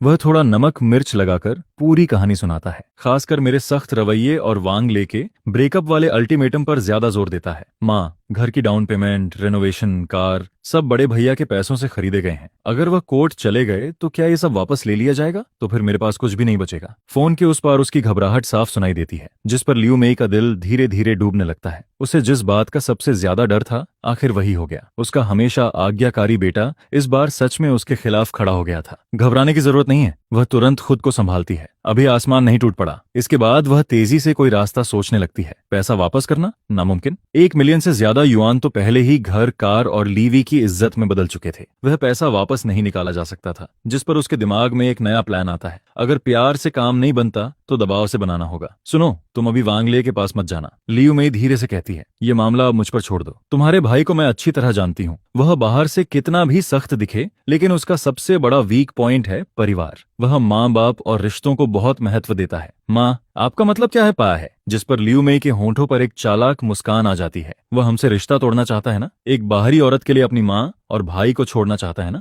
ठीक है, तो मैं उसे दिखाऊंगी कि परिवार छोड़ने की कीमत क्या होती है। मैं पूरे खानदान को उसके खिलाफ कर दूंगी। मैं सबको बता दूंगी कि वह कितना बड़ा नालायक बेटा है। मैं उसे पूरे परिवार में सिर उठाने लायक नहीं छोड़ूंगी। यह एक इमोशनल ब्लैकमेल होता है, रिश्तों और परंपराओं से बुना हुआ एक ऐसा जाल जिसमें मैं पूरी जिंदगी फंसा रह सकता था। माँ, क्या ये सच में काम करेगा? लीवी हिचकिचाते हुए पूछता है। काम करेगा या नहीं, कोशिश करके देख लेते हैं। तुम बस इंतजार करो। मैं अभी बड़े भाई साहब, छोटी बहन और दादा दादी सबको फोन करती हूँ। कल दादाजी के घर फैमिली मीटिंग होगी। मुझे यकीन है सब बड़े बुजुर्गों के सामने वह इतना घमंडी नहीं बन पाएगा। फोन काटते ही लियू मेई तुरंत कॉन्टैक्ट लिस्ट खोल लेती है और पहला नंबर मिलाती है। जैसे ही कॉल कनेक्ट होता है, उसकी आवाज अचानक दुख और बेबसी से भर जाती है। हेलो बड़े भैया, मैं लियू मेई बोल रही हूँ। आपको मेरी मदद करनी होगी। लिहाओ मुझे जीते जी मार डालना चाहता है और इसी तरह मेरे खिलाफ सावधानी से रची गई एक पारिवारिक अदालत का पर्दा उठ जाता है। लेकिन मुझे इस बारे में कुछ भी पता नहीं होता। उसी रात मैं और जोयू डिनर खत्म ही करते हैं कि मेरा फोन बज उठता है। एक अजनबी लैंडलाइन नंबर। मैं कॉल रिसीव करता हूँ। हेलो शाओहाओ। फोन के दूसरी तरफ से एक बूढ़ी लेकिन अधिकारपूर्ण आवाज आती है। दादाजी, मैं थोड़ा हैरान हो जाता हूँ। कल सुबह 10 बजे मेरे घर आना। उनकी आवाज आदेश जैसी होती है, जिसे मना करना लगभग नामुमकिन होता है। जोयू को भी साथ लेकर आना। तुम्हारी माँ और भाई भी आएंगे। घर के सारे बड़े लोग मौजूद रहेंगे। तुम दोनों भाइयों का मामला सबके सामने साफ किया जाएगा। इतना कहकर दादाजी फोन काट देते हैं। मैं फोन हाथ में लिए वहीं खड़ा रह जाता हूँ, जिस पर मैं जोयू की तरफ देखता हूँ। उसका चेहरा हमेशा की तरह शांत रहता है, लेकिन हम दोनों समझ चुके होते हैं कि यह कोई सामान्य फैमिली मीटिंग नहीं है। वह धीरे से सिर्फ 3 शब्द कहती है, होंगमेन बैंक्वेट, यानी एक जाल। अगली सुबह 9:30 बजे मैं और जोयू दादाजी के घर पहुंचते हैं। यह वही पुरानी कॉलोनी होती है जिसमें मेरी पूरी बचपन की यादें बसी होती हैं। एक ऐसी जगह जिसे मैं हमेशा अपना सबसे सुरक्षित ठिकाना मानता था। लेकिन आज मुझे ऐसा महसूस होता है जैसे मैं किसी अदालत में पेश होने जा रहा हूँ। रास्ते भर जोयू बहुत शांत रहती है। उसके चेहरे पर कोई भावना दिखाई नहीं देती, लेकिन जब मैं उसका हाथ पकड़ता हूँ तो उसकी हथेली से आती दृढ़ता मुझे साफ महसूस होती है। डरो मत। वह उल्टा मुझे दिलासा देती है। डरने वाले हम नहीं हैं। इसके बाद हम दोनों साथ साथ सीढ़ियां चढ़ते हैं। दरवाजा आधा खुला होता है। अंदर से धीमी आवाजें और मेरी माँ के सिसकने की आवाज सुनाई देती है। मैं गहरी सांस लेता हूँ और दरवाजा खोलकर अंदर कदम रखता हूँ। पूरा लिविंग रूम लोगों से भरा होता है। दादा दादी सबसे आगे बैठे होते हैं। उनके चेहरे गंभीर दिखाई देते हैं। बड़े चाचा, छोटी बुआ और कई दूसरे रिश्तेदार भी वहां मौजूद होते हैं। सब लोग 2 कतारों में बैठे होते हैं, जिस पर पूरा माहौल किसी फैमिली मीटिंग से ज्यादा एक अदालत जैसा महसूस होता है। और मैं जान जाता हूँ असली मुकाबला अब शुरू होने वाला है। और मेरी माँ, लियू मै और लीवी एक छोटी सी बेंच पर बैठे हुए होते हैं। माँ की आंखें रो रो कर सूज चुकी होती हैं और वह टिश्यू से अपने आंसू पोंछ रही होती हैं। वहीं लीवी सिर झुकाए बेहद उदास और टूटा हुआ सा बैठा होता है। जैसे ही हम अंदर आते हैं, पूरे कमरे की आवाजें अचानक थम जाती हैं, जिस पर वहां मौजूद दर्जन भर लोगों की नजरें एक साथ हमारी तरफ मुड़ जाती हैं। ऐसा लगता है जैसे गुनहगार हम हों, जिन्होंने कोई बहुत बड़ा अपराध कर दिया हो। आ गए तुम लोग? जिस पर दादाजी अपने हाथ में पकड़ी छड़ी को जमीन पर ठक ठक करते हैं और उससे एक भारी आवाज गूंजती है। फिर वह कमरे के बीचों बीच इशारा करते हैं, जहां पहले से हमारे लिए दो कुर्सियां रखी हुई होती हैं। वे कुर्सियां बाकी सभी लोगों के सामने होती हैं, बिल्कुल ऐसे जैसे किसी फैसले का इंतजार कर रहे दो अपराधियों के लिए रखी गई हों। मैं और चू न्यूएट एक दूसरे की तरफ देखते हैं और फिर शांति से जाकर उन कुर्सियों पर बैठ जाते हैं। इसके बाद दादाजी पूरे कमरे पर नजर घुमाते हैं और धीरे से बोलना शुरू करते हैं। अब सब लोग आ चुके हैं। आज मैंने सबको यहाँ किसी और वजह से नहीं बुलाया, सिर्फ इन दोनों भाइयों के मामले की वजह से। जिस पर वह पहले मेरी तरफ देखते हैं, फिर लीवी की तरफ। टियो, इसके बाद उनकी नजर सीधे मेरे चेहरे पर टिक जाती है। तुम्हारी माँ कहती है कि तुम अपने छोटे भाई से रिश्ता तोड़ना चाहते हो और उसे कोर्ट तक घसीटना चाहते हो। वह कहती है कि तुमने इस परिवार के लिए इतनी मेहनत की, लेकिन तुम्हारा भाई बस थोड़ा सा पैसा खर्च करता है और तुम उसे भी बर्दाश्त नहीं कर पाए। और वह यह भी कहती है कि यह सब न्यूएट की भड़काने की वजह से हो रहा है। क्या यह सच है? उनकी आवाज ऊंची नहीं होती, लेकिन हर शब्द ऐसा लगता है जैसे हजारों किलो वजन लिए हुए हो। साफ था कि वह पहले से ही मुझे दोषी मान चुके होते हैं, लेकिन मैं कुछ बोल पाता उससे पहले ही माँ का रोना शुरू हो जाता है। पिताजी, आप उससे मत पूछिए। जिस पर वह जोर जोर से रोने लगती हैं। गलती मेरी है, मैं ही निकम्मी माँ हूँ। मुझे अपने बेटे के लिए पैसे बचाने के बारे में नहीं सोचना चाहिए था। मुझे छोटे बेटे की मदद नहीं करनी चाहिए थी। मैंने सांप को दूध पिलाया, मैंने इसे पाल पोस कर बड़ा किया, लेकिन आज एक बाहरी औरत की वजह से यह अपनी सगी माँ को जेल भिजवाना चाहता है। यह कहते हुए वह छू न्यूएट को नफरत भरी नजरों से घूरती रहती हैं, जिस पर दूसरी बुआ सबसे पहले बोल पड़ती हैं। त्याओहाओ, तुम अपनी माँ से ऐसे कैसे बात कर सकते हो? घर के लोगों के बीच की बात है, बैठकर आराम से सुलझा नहीं सकते थे क्या? कोर्ट तक जाने की क्या जरूरत थी? इसके बाद बड़े चाचा भी भौहें सिकोड़ लेते हैं। तुम्हारा भाई तुम्हारे कुछ पैसे खर्च कर लेता है तो क्या हो गया? वह कोई बाहर वाला थोड़ी है, आखिर खून का रिश्ता है। लगता है शादी के बाद तुम अपनी माँ को भूल गए हो। उनकी बातें एक के बाद एक तीर की तरह मेरी तरफ आती रहती हैं, लेकिन उनमें से किसी को भी सच्चाई से कोई मतलब नहीं होता। वे सिर्फ माँ की बातों पर विश्वास करते हैं क्योंकि वह खुद को पीड़ित दिखा रही होती हैं। उनकी नजर में परिवार सबसे ऊपर होता है, खून का रिश्ता सबसे ऊपर होता है। मैं बड़ा भाई हूँ, इसलिए मुझे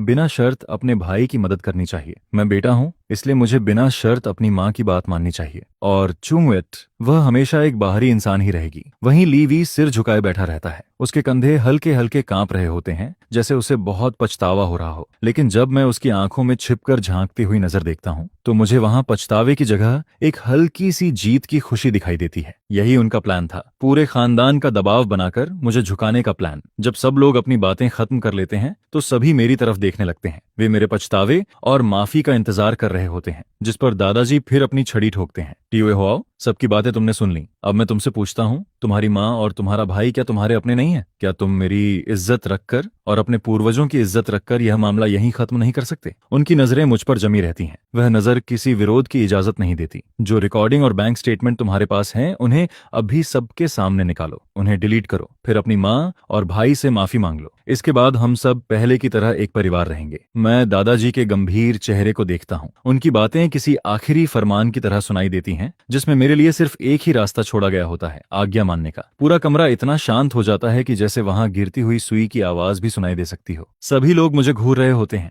वे ऐसे लग रहे होते हैं जैसे गिद्धों का झुंड हो जो मेरे सिर झुकाने का इंतजार कर रहा हो, ताकि मेरी आखिरी इज्जत भी नोच सके। माँ का रोना अब धीरे धीरे कम हो चुका होता है और उसकी जगह संतुष्टि भरी सिसकियां ले चुकी होती हैं। वहीं लीवी भी थोड़ा सिर उठाता है, जिसके होंठों पर एक मुश्किल से दिखाई देने वाली मुस्कान उभरती है। उन लोगों को लगता है कि वे जीत चुके हैं, कम से कम वे ऐसा ही सोच रहे होते हैं। लेकिन उसी जानलेवा खामोशी के बीच मैं अचानक हंस पड़ता हूँ, जिस पर दादाजी की भौहें कसकर सिकुड़ जाती हैं। तुम हंस क्यों रहे हो? उनकी आवाज में साफ नाराजगी सुनाई देती है, लेकिन मैं कोई जवाब नहीं देता। मैं धीरे धीरे अपनी जगह से खड़ा हो जाता हूँ, जिस पर चू न्यूएट भी मेरे साथ खड़ी हो जाती है। वह मेरे बिल्कुल पास आकर खड़ी होती है, कंधे से कंधा मिलाकर। इसके बाद मैं अपनी जेब से फोन निकालता हूँ और सबके सामने प्ले बटन दबा देता हूँ। अगले ही पल एक बेहद तीखी, कड़वी और सबको पहचान में आने वाली महिला की आवाज पूरे कमरे में गूंज उठती है। मैंने उसे 300 युआन दिए, यही बहुत है। क्या वह इतनी हिम्मत करती है कि ली हाउ से शिकायत करे कि पैसे कम हैं? मैं बता रही हूँ न्यूएट, हमारे लिए परिवार का पैसा हवा से नहीं आता। रिकॉर्डिंग बजते ही पूरा कमरा पत्थर की तरह शांत हो जाता है, जिस पर माँ का चेहरा पल भर में सफेद पड़ जाता है। वह अविश्वास से मेरे फोन को घूरती रहती हैं, जैसे कोई भूत देख लिया हो। इसके बाद रिकॉर्डिंग आगे बढ़ती है। मेरी गुस्से भरी आवाज सुनाई देती है। 300 युआन? यही वो 30,000 युआन हैं जिनकी बात आप कर रही थी? फिर माँ की सफाई देने वाली आवाज आती है। मैं हर महीने उसे 30,000 देती हूँ। अगर वह कुछ ही दिनों में सब खर्च कर देती है तो मैं क्या करूँ?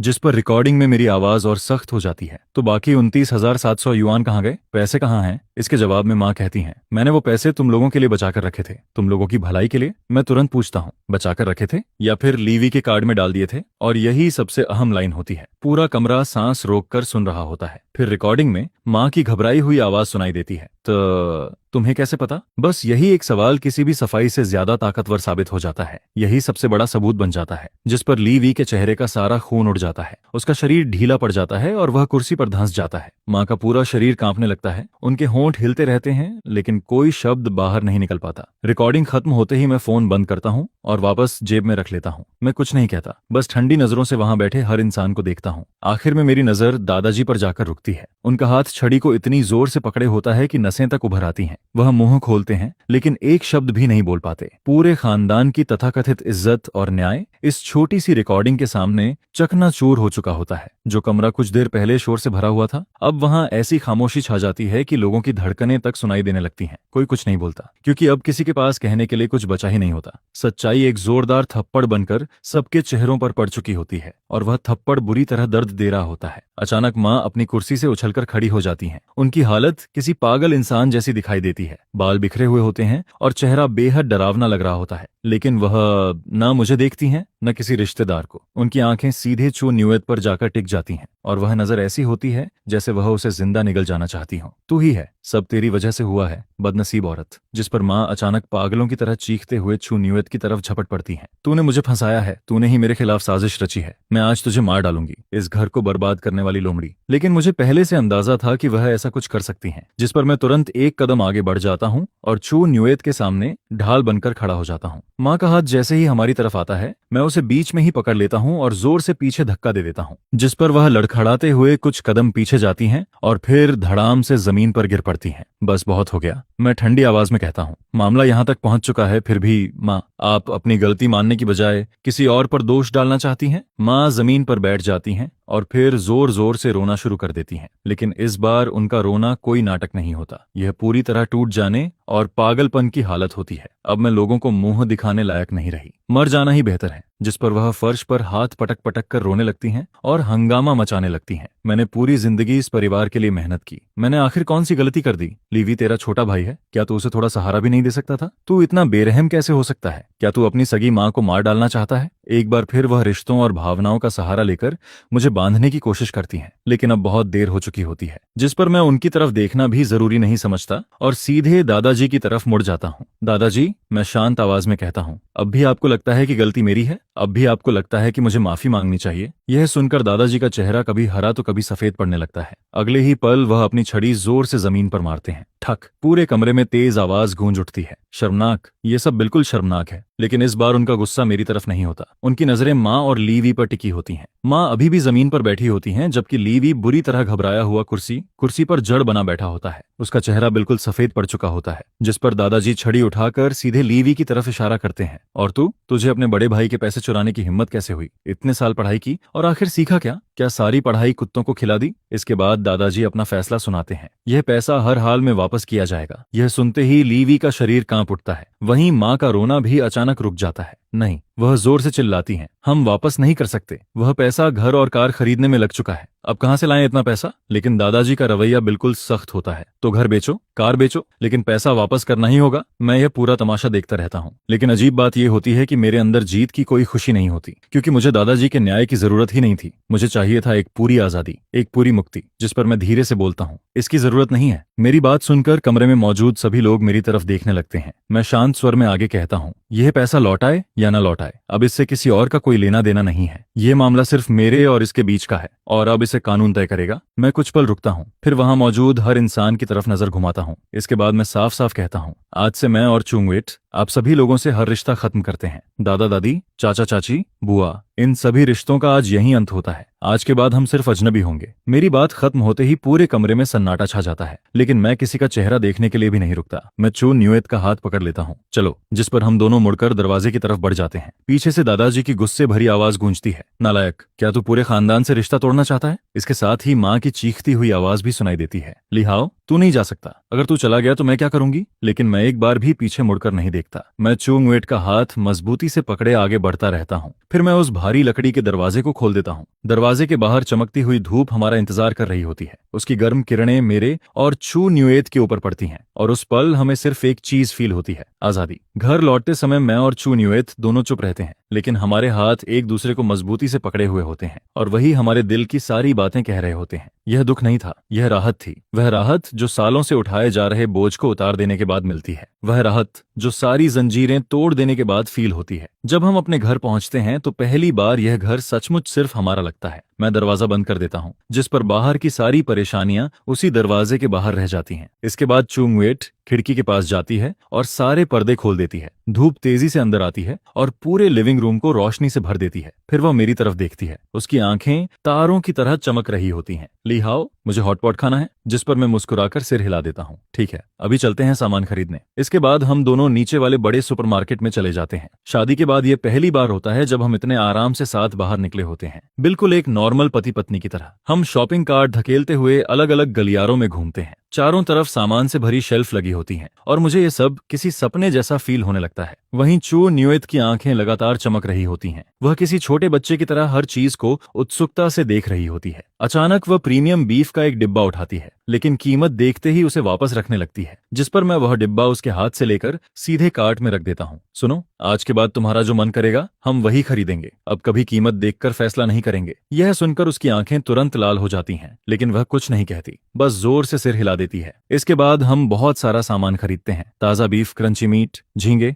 मशरूम, सब्जियां और हॉटपॉट के लिए जरूरी हर चीज। घर लौटकर हम दोनों किचन में बिजी हो जाते हैं। वह सब्जियां धोती है, मैं मीट काटता हूँ और इसी बीच हम छोटी मोटी बातें करते रहते हैं। किचन में खाने की खुशबू फैलने लगती है, लेकिन उसके साथ एक और खुशबू भी होती है, घर की खुशबू, परिवार की खुशबू। बहुत जल्द चूल्हे पर रखा सूप बेस उबलने लगता है। लाल मिर्च और मसालों की खुशबू पूरे घर में फैल जाती है। हम दोनों डाइनिंग टेबल पर बैठते हैं और सामने उबलते हुए हॉटपॉट को देखते रहते हैं। ऐसा लगता है जैसे पिछले 2 सालों का सारा दुख और ठंडापन इसी उबलते हुए बर्तन में घुलकर खत्म हो जाएगा। मैं बीफ का एक टुकड़ा उठाता हूँ, उसे 7-8 सेकंड तक हॉटपॉट में डुबोता हूँ, फिर उसे चू न्यूएत के बाउल में रख देता हूँ। वह धीरे से उसे उठाती है, फूंक मारती है और फिर सावधानी से उसे मुंह में डालती है, लेकिन अगले ही पल उसकी आंखों से आंसू बहने लगते हैं। आंसुओं की बूंदें सीधे सॉस बाउल में गिरती हैं। मैं घबरा जाता हूँ। क्या हुआ, अच्छा नहीं बना क्या? जिस पर वह तुरंत सिर हिलाती है। वह रो भी रही होती है और मुस्कुरा भी रही होती है। नहीं, वह रुंधी हुई आवाज में कहती है, बहुत स्वादिष्ट है। बस मुझे लग रहा है कि मैं इस दिन का बहुत लंबे समय से इंतजार कर रही थी। यह सुनकर मैं उसके गालों से आंसू पोंछ देता हूँ। माफ करना, अब तुम्हें कभी इंतजार नहीं करना पड़ेगा। हमारी अच्छी जिंदगी तो अब शुरू हुई है। जिस पर हम दोनों एक दूसरे को देखकर मुस्कुरा देते हैं। तभी मेरी जेब में रखा फोन वाइब्रेट करता है। मैं उसे निकाल कर देखता हूँ। वो बैंक का नोटिफिकेशन होता है। प्रिय ग्राहक ली हाओ, आपके अकाउंट 1 2 3 4 में 2 लाख युआन प्राप्त हुए हैं। सेंडर लीवी।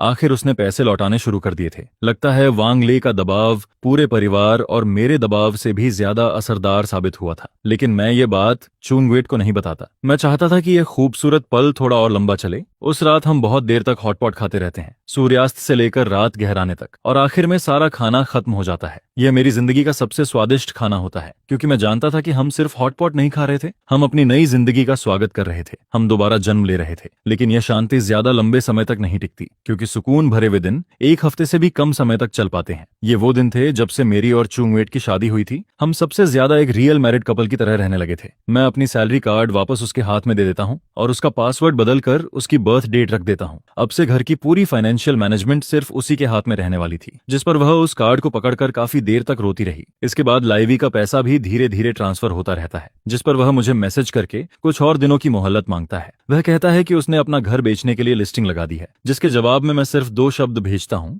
जल्दी करो। मुझे लगा था कि अब सारी चीजें कानून और पैसों के हिसाब से अपने रास्ते पर आगे बढ़ती रहेंगी और फिर धीरे धीरे इस कहानी का अंत हो जाएगा। लेकिन मैंने अपनी माँ को बहुत कम आंका था। एक ऐसी औरत जिससे कंट्रोल छीन लिया गया था और जिसके सारे झूठ सबके सामने एक्सपोज हो चुके थे। उसकी प्रतिक्रिया एक जहरीले सांप की तरह होने वाली थी, खतरनाक और बेहद ठंडी। उस दोपहर मैं एक इंपॉर्टेंट प्रोजेक्ट मीटिंग में बैठा हुआ था। तभी वाइब्रेशन मोड पर रखा मेरा फोन हल्का सा वाइब्रेट करता है। जिस पर मैं स्क्रीन देखता हूँ तो मैसेज श्याओ झांग का था, जो मेरा कॉलिग था। ब्रदर हाउ, जल्दी नीचे आओ, तुम्हारी माँ ग्राउंड फ्लोर लॉबी में हंगामा कर रही हैं। वो तुमसे मिलना चाहती हैं। ये पढ़ते ही मेरा दिल एकदम बैठ जाता है। मैं डिपार्टमेंट हेड से माफी मांगकर जल्दी से मीटिंग रूम से बाहर निकल जाता हूँ। फिर एलिवेटर से सीधे ग्राउंड फ्लोर पर पहुंचता हूँ और जैसे ही एलिवेटर का दरवाजा खुलता है, शोर और रोने चिल्लाने की आवाजें सीधे मेरे कानों में घुस जाती हैं। जिस पर मैं सामने देखता हूँ तो भीड़ के बीचों बीच मेरी माँ ठंडी मार्बल फ्लोर पर बैठी हुई दिखाई देती हैं। उनके बाल बिखरे हुए थे, कपड़े अस्त व्यस्त थे और चेहरे पर आंसुओं की साफ लकीरें बनी हुई थीं। वह अपनी जांघ थपथपाते हुए जोर जोर से रोती और चिल्लाती रहती हैं। जिस बेटे को मैंने इतनी मेहनत से बड़ा किया, वही आज मुझे छोड़ना चाहता है। वह हर महीने 60,000 युआन कमाता है, लेकिन अपना सारा पैसा एक लोमड़ी जैसी औरत पर लुटा देता है। वह औरत हमें एक पैसा तक नहीं देती, बल्कि मेरे बेटे को मुझसे छीनना चाहती है। अब तो वह अपनी माँ को भी नहीं पहचानता, मुझे घर से निकालना चाहता है। यह सुनकर आसपास के लोग उंगलियां दिखाते हुए बातें करने लगते हैं। उनकी आंखों में सहानुभूति साफ दिखाई देती है, लेकिन वह सहानुभूति मेरे लिए नहीं, मेरी माँ के लिए थी। जबकि मेरी तरफ सिर्फ तिरस्कार और आरोपों भरी नजरें आती रहती हैं, जिस पर मुझे ऐसा लगता है जैसे मेरे शरीर का सारा खून सिर में चढ़ गया हो। यही मेरी माँ थी। अपने मकसद को पूरा करने के लिए वह मेरी करियर और मेरी पूरी जिंदगी बर्बाद करने से भी नहीं हिचकती थी। मैं भीड़ को चीरते हुए उनके सामने पहुंचता हूँ और कहता हूँ, माँ, यह कंपनी है, कोई तमाशा करने की जगह नहीं। मुझे देखते ही वह और जोर से रोने लगती हैं। आखिर तू बाहर आ ही गया, ओ नालायक बेटे। यह कहकर वह मेरे पैरों से लिपटने के लिए आगे बढ़ती हैं। वह अपना ड्रामा आखिर तक निभाना चाहती थीं। अगर आज तूने मुझे जवाब नहीं दिया तो मैं यहीं मर जाऊंगी। लेकिन मैं उनकी एक्टिंग पर बिल्कुल ध्यान नहीं देता, बल्कि पीछे मुड़कर सिक्योरिटी कैप्टन से कहता हूँ, कैप्टन वांग, कृपया इन्हें बाहर ले जाइए। अगर ये कोऑपरेट न करें तो पुलिस बुला लीजिए। रिपोर्ट कर दीजिए कि कोई पब्लिक ऑर्डर डिस्टर्ब कर रहा है और हमारी कंपनी के नॉर्मल ऑपरेशंस को बुरी तरह अफेक्ट कर रहा है। मेरी बात सुनते ही वहां मौजूद सभी लोग चौंक जाते हैं, जिनमें जमीन पर बैठी लियू मेई भी शामिल थी। उसे उम्मीद नहीं थी कि मैं इतना सख्त हो जाऊंगा। कुछ सिक्योरिटी गार्ड्स हिचकिचाते हुए कभी मेरी तरफ तो कभी उसकी तरफ देखने लगते हैं, जिस पर मैं सख्त आवाज में कहता हूँ, अभी क्या देख रहे हो, जैसा कहा है वैसा करो। यह सुनते ही गार्ड्स बिना और देर किए लियू मेई के दोनों हाथ पकड़ लेते हैं। तुम लोग क्या कर रहे हो? मुझे छोड़ो, मैं इसकी माँ हूँ। लिहाओ, तुम्हारा अंत अच्छा नहीं होगा, तुम्हें इसकी सजा जरूर मिलेगी। लेकिन मैं बिना किसी भाव के उसे देखता रहता हूँ और फिर दो गार्ड्स उसे घसीटते हुए कंपनी गेट के बाहर ले जाते हैं। उसके बाहर जाते ही लॉबी दोबारा शांत हो जाती है, लेकिन लोगों की नजरें अब भी स्पॉटलाइट की तरह मेरे ऊपर टिकी रहती हैं। मैं जानता था कि यह तूफान अभी बस शुरू हुआ है। मेरी करियर और शायद मेरी पूरी जिंदगी पर माँ के इस घटिया ड्रामा की वजह से एक घना कोहरा छा चुका था। माँ के बाहर जाने के बाद लॉबी का माहौल बेहद अजीब हो जाता है। कॉलीग्स मुझे बड़ी जटिल नजरों से देखते रहते हैं। कुछ को सहानुभूति थी, कुछ को जिज्ञासा थी, लेकिन ज्यादातर लोगों के मन में दूरी थी, क्योंकि कोई भी एक ऐसे इंसान के करीब नहीं रहना चाहता जिसे लोग नालायक बेटा मानते हों। इसके बाद अफवाहें वायरस की तरह कंपनी के हर कोने में फैलने लगती हैं, जिस पर प्रोजेक्ट मैनेजर मुझे अपने ऑफिस में बुलाता है। वह मुझे डांटता नहीं, बल्कि एक लंबी सांस लेकर कहता है, लिहाओ, फैमिली मैटर्स को ठीक से हैंडल करो। कंपनी काम को जरूर देखती है, लेकिन इंसान के कैरेक्टर को भी महत्व देती है। मैं नहीं चाहता कि यह मामला तुम्हें या हमारी पूरी टीम को प्रभावित करे। उसकी बातें काफी नरम थीं, लेकिन मैं समझ गया था कि यह एक वार्निंग थी। अगर मैंने इस मामले को ठीक से नहीं संभाला तो कंपनी में मेरा फ्यूचर खत्म हो सकता था। जिस पर मैं सिर हिलाकर कहता हूँ, बॉस, आप चिंता मत कीजिए, ऐसा दोबारा नहीं होगा। ऑफिस से बाहर निकलते ही मैं एक ऐसे दबाव को फील करता हूँ जो पहले कभी नहीं किया था। माँ की यह चाल सच में मेरे सबसे कमजोर पॉइंट पर लगी थी। वह मेरी इनकम खत्म करना चाहती थी। वह चाहती थी कि मैं पूरी तरह अकेला पड़ जाऊं। वह मुझे ऐसी स्थिति में धकेलना चाहती थी जहां आखिर में मेरे पास सिर्फ उनके पास लौटने के अलावा कोई रास्ता न बचे और फिर मैं दोबारा उनकी कंट्रोल की हुई कठपुतली बन जाऊं। मैं अपनी डेस्क पर बैठकर थके हुए अंदाज में माथा दबाता रहता हूं। तभी फोन फिर वाइब्रेट करता है। मैं स्क्रीन देखता हूं। मैसेज चुनगुएत का था। तुम्हारी माँ ने अभी मुझे कॉल किया था। यह पढ़ते ही मेरा दिल एक पल के लिए रुक जाता है, जिस पर मैं तुरंत उसे कॉल बैक करता हूँ। उन्होंने क्या कहा? दूसरी तरफ चुन्युएट की आवाज काफी शांत थी, लेकिन उस शांति के अंदर दबा हुआ कंपन साफ सुनाई देता था। उन्होंने मुझे बहुत बुरा भला कहा। बोली कि मैं बेशर्म हूँ, मैं तुम्हें अपने पेरेंट्स के खिलाफ भड़का रही हूँ। इसके बाद वह बताती है कि माँ ने उसकी माँ को भी फोन किया था। रो रो कर कहा था कि हम दोनों उन्हें मार डालना चाहते हैं। उन्होंने मुझसे कहा कि मैं तुरंत तुमसे डिवोर्स ले लूं, अपने मायके वापस चली जाऊं और समाज में और शर्मिंदगी न फैलाऊं। यह सुनकर मेरी मुट्ठियां कस जाती हैं। मेरी माँ सच में पागल हो चुकी थी। पहले उन्होंने मेरी कंपनी में हंगामा किया और अब मेरी वाइफ की फैमिली को भी परेशान करना शुरू कर दिया था। वह हम दोनों को पूरी तरह बर्बाद करना चाहती थी। जिस पर मैं भारी आवाज में पूछता हूँ, फिर तुमने क्या कहा? चुन्युएत की आवाज अब पहले से ज्यादा मजबूत हो जाती है। मैंने अपनी माँ को सब सच बता दिया। मैंने कहा कि अगर उन्हें यकीन न हो तो मैं रिकॉर्डिंग्स और बैंक स्टेटमेंट्स दिखा सकती हूँ, और मैंने उनसे साफ कहा कि लिहाओ मेरे हस्बैंड हैं, चाहे कुछ भी हो जाए मैं हमेशा उनके साथ खड़ी रहूंगी। आखिर में मैंने माँ से यह भी कहा कि अगर वह उस औरत की एकतरफा बातों पर भरोसा करके मुझे दोष देती रही तो फिर भविष्य में हमारे बीच कोई संपर्क नहीं रहेगा। यह सुनकर मेरी आंखें हल्की गर्म हो जाती हैं। जब पूरी दुनिया मुझे गलत समझ रही थी तब सिर्फ वही थी जिसने बिना एक पल सोचे मेरा साथ चुना था। जिस पर मैं धीमी आवाज में कहता हूँ, मुझे माफ कर दो, तुम्हें इतना सब सहना पड़ा। वह तुरंत जवाब देती है, हम पति पत्नी हैं, ऐसी बातें मत करो। फिर वह कुछ पल रुकती है और आगे कहती है, कल मेरे पेरेंट्स यहाँ आने वाले हैं। वे हम दोनों से आमने सामने मिलना चाहते हैं, सारी बात खुद सुनना चाहते हैं और उन सबूतों को भी अपनी आंखों से देखना चाहते हैं। यह सुनकर मैं तुरंत हामी भर देता हूँ, बिल्कुल, यह तो होना ही चाहिए। मुझे हर हाल में उसके पेरेंट्स को एक जवाब देना था। मैं खिड़की के बाहर आती जाती गाड़ियों को देखता रहता हूँ, जबकि मेरे दिल के अंदर सिर्फ ठंडापन भरा हुआ था। मेरी माँ लियू मेई अब अपनी सारी नकली परतें पूरी तरह उतार चुकी थीं। उन्होंने सबसे जहरीला तरीका चुनकर मेरे खिलाफ खुली जंग छेड़ दी थी। उन्हें लगा कि ऐसा करके वह हमें पूरी तरह तोड़ देंगी, लेकिन वह गलत थीं। वह जितना ज्यादा पागलपन दिखाती जा रही थीं, उतना ही ज्यादा मुझे खुद से दूर धकेल रही थीं। और यह लड़ाई मैं हार नहीं सकता था, चू न्यूएट के लिए भी और अपने लिए भी। अगले दिन चू न्यूएट के पेरेंट्स जल्दी जल्दी लिन सिटी से यहाँ पहुंचते हैं। दोनों के चेहरों पर साफ थकान और चिंता दिखाई देती है, जिस पर मैं खुद बस स्टेशन जाकर उनका स्वागत करता हूँ। घर पहुंचने तक चू न्यूएट पहले से चाय बनाकर इंतजार कर रही होती है। जैसे ही वह मॉम डैड कहती है, उसकी आंखें तुरंत लाल हो जाती हैं। सास अपनी बेटी का हाथ पकड़कर उसे ध्यान से देखने लगती हैं, मानो यह जांच रही हो कि उसने सच में कितना दुख सहा है। मैं ज्यादा सफाई नहीं देता, बल्कि अपना फोन और वह छोटी नोटबुक उठाकर टी टेबल पर रख देता हूँ। आप लोग पहले यह देख लीजिए, यह कहकर मैं पूरी रिकॉर्डिंग चला देता हूँ और साथ ही वह नोटबुक भी खोल देता हूँ जिसमें 300 युआन तक के खर्चों का हिसाब लिखा हुआ था। ससुर अपना रीडिंग ग्लासेस पहनकर नोटबुक देखने लगते हैं, जबकि सास फोन के पास बैठकर रिकॉर्डिंग सुनती रहती हैं। पूरे लिविंग रूम में सिर्फ रिकॉर्डिंग में आती मेरी माँ की कड़वी और जहरीली आवाज गूंज रही थी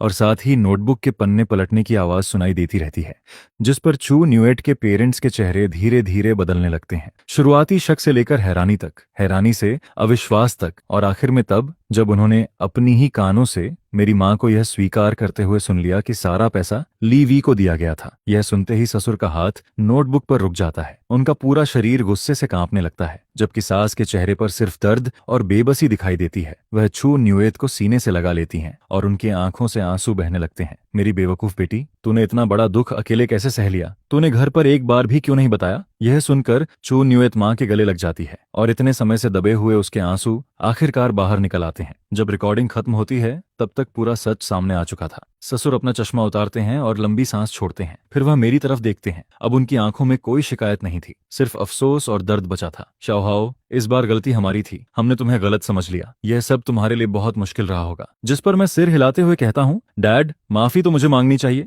मैं चू न्यूएट का ठीक से ख्याल नहीं रख पाया, उसे इतना दर्द सहना पड़ा। अब सारी गलतफहमियां दूर हो चुकी थीं और चू न्यूएट के पेरेंट्स का रवैया भी पूरी तरह बदल जाता है। वह अब डिवोर्स की बात नहीं करते, बल्कि हमारे साथ खड़े हो जाते हैं। ससुर गुस्से में टेबल पर हाथ मारते हुए कहते हैं, यह फैमिली हद से ज्यादा आगे बढ़ गई है। यह पैसा एक एक युआन वापस लेना होगा। इसके बाद वह और गुस्से में कहते हैं, और तुम्हारी माँ, वह कंपनी में जाकर हंगामा करती हैं, तुम्हारी बदनामी करती हैं। हम इसे ऐसे नहीं छोड़ सकते। उसी समय मेरा फोन बजने लगता है। स्क्रीन पर एक अननोन नंबर दिखाई देता है। मैं कुछ पल सोचता हूँ, लेकिन फिर कॉल रिसीव कर लेता हूँ। हेलो, क्या आप लिहाओ बोल रहे हैं? दूसरी तरफ एक युवा महिला की शांत लेकिन जल्दी में लगने वाली आवाज सुनाई देती है। मैं वांग ली हूँ। यह नाम सुनते हैं ही मैं आपा हूँ, एकदम चौंक जाता हूँ। वह ली वी की फियांस थी। मैं आपसे मिलना चाहती हूँ अभी। इसके बाद मेरी और वांगली की मुलाकात एक शांत कॉफी शॉप में तय होती है। पिछली मुलाकात के मुकाबले वह काफी कमजोर और थकी हुई लग रही थी, लेकिन उसकी आंखों में पहले से ज्यादा दृढ़ता थी। बैठते ही वह सीधे मुद्दे पर आ जाती है।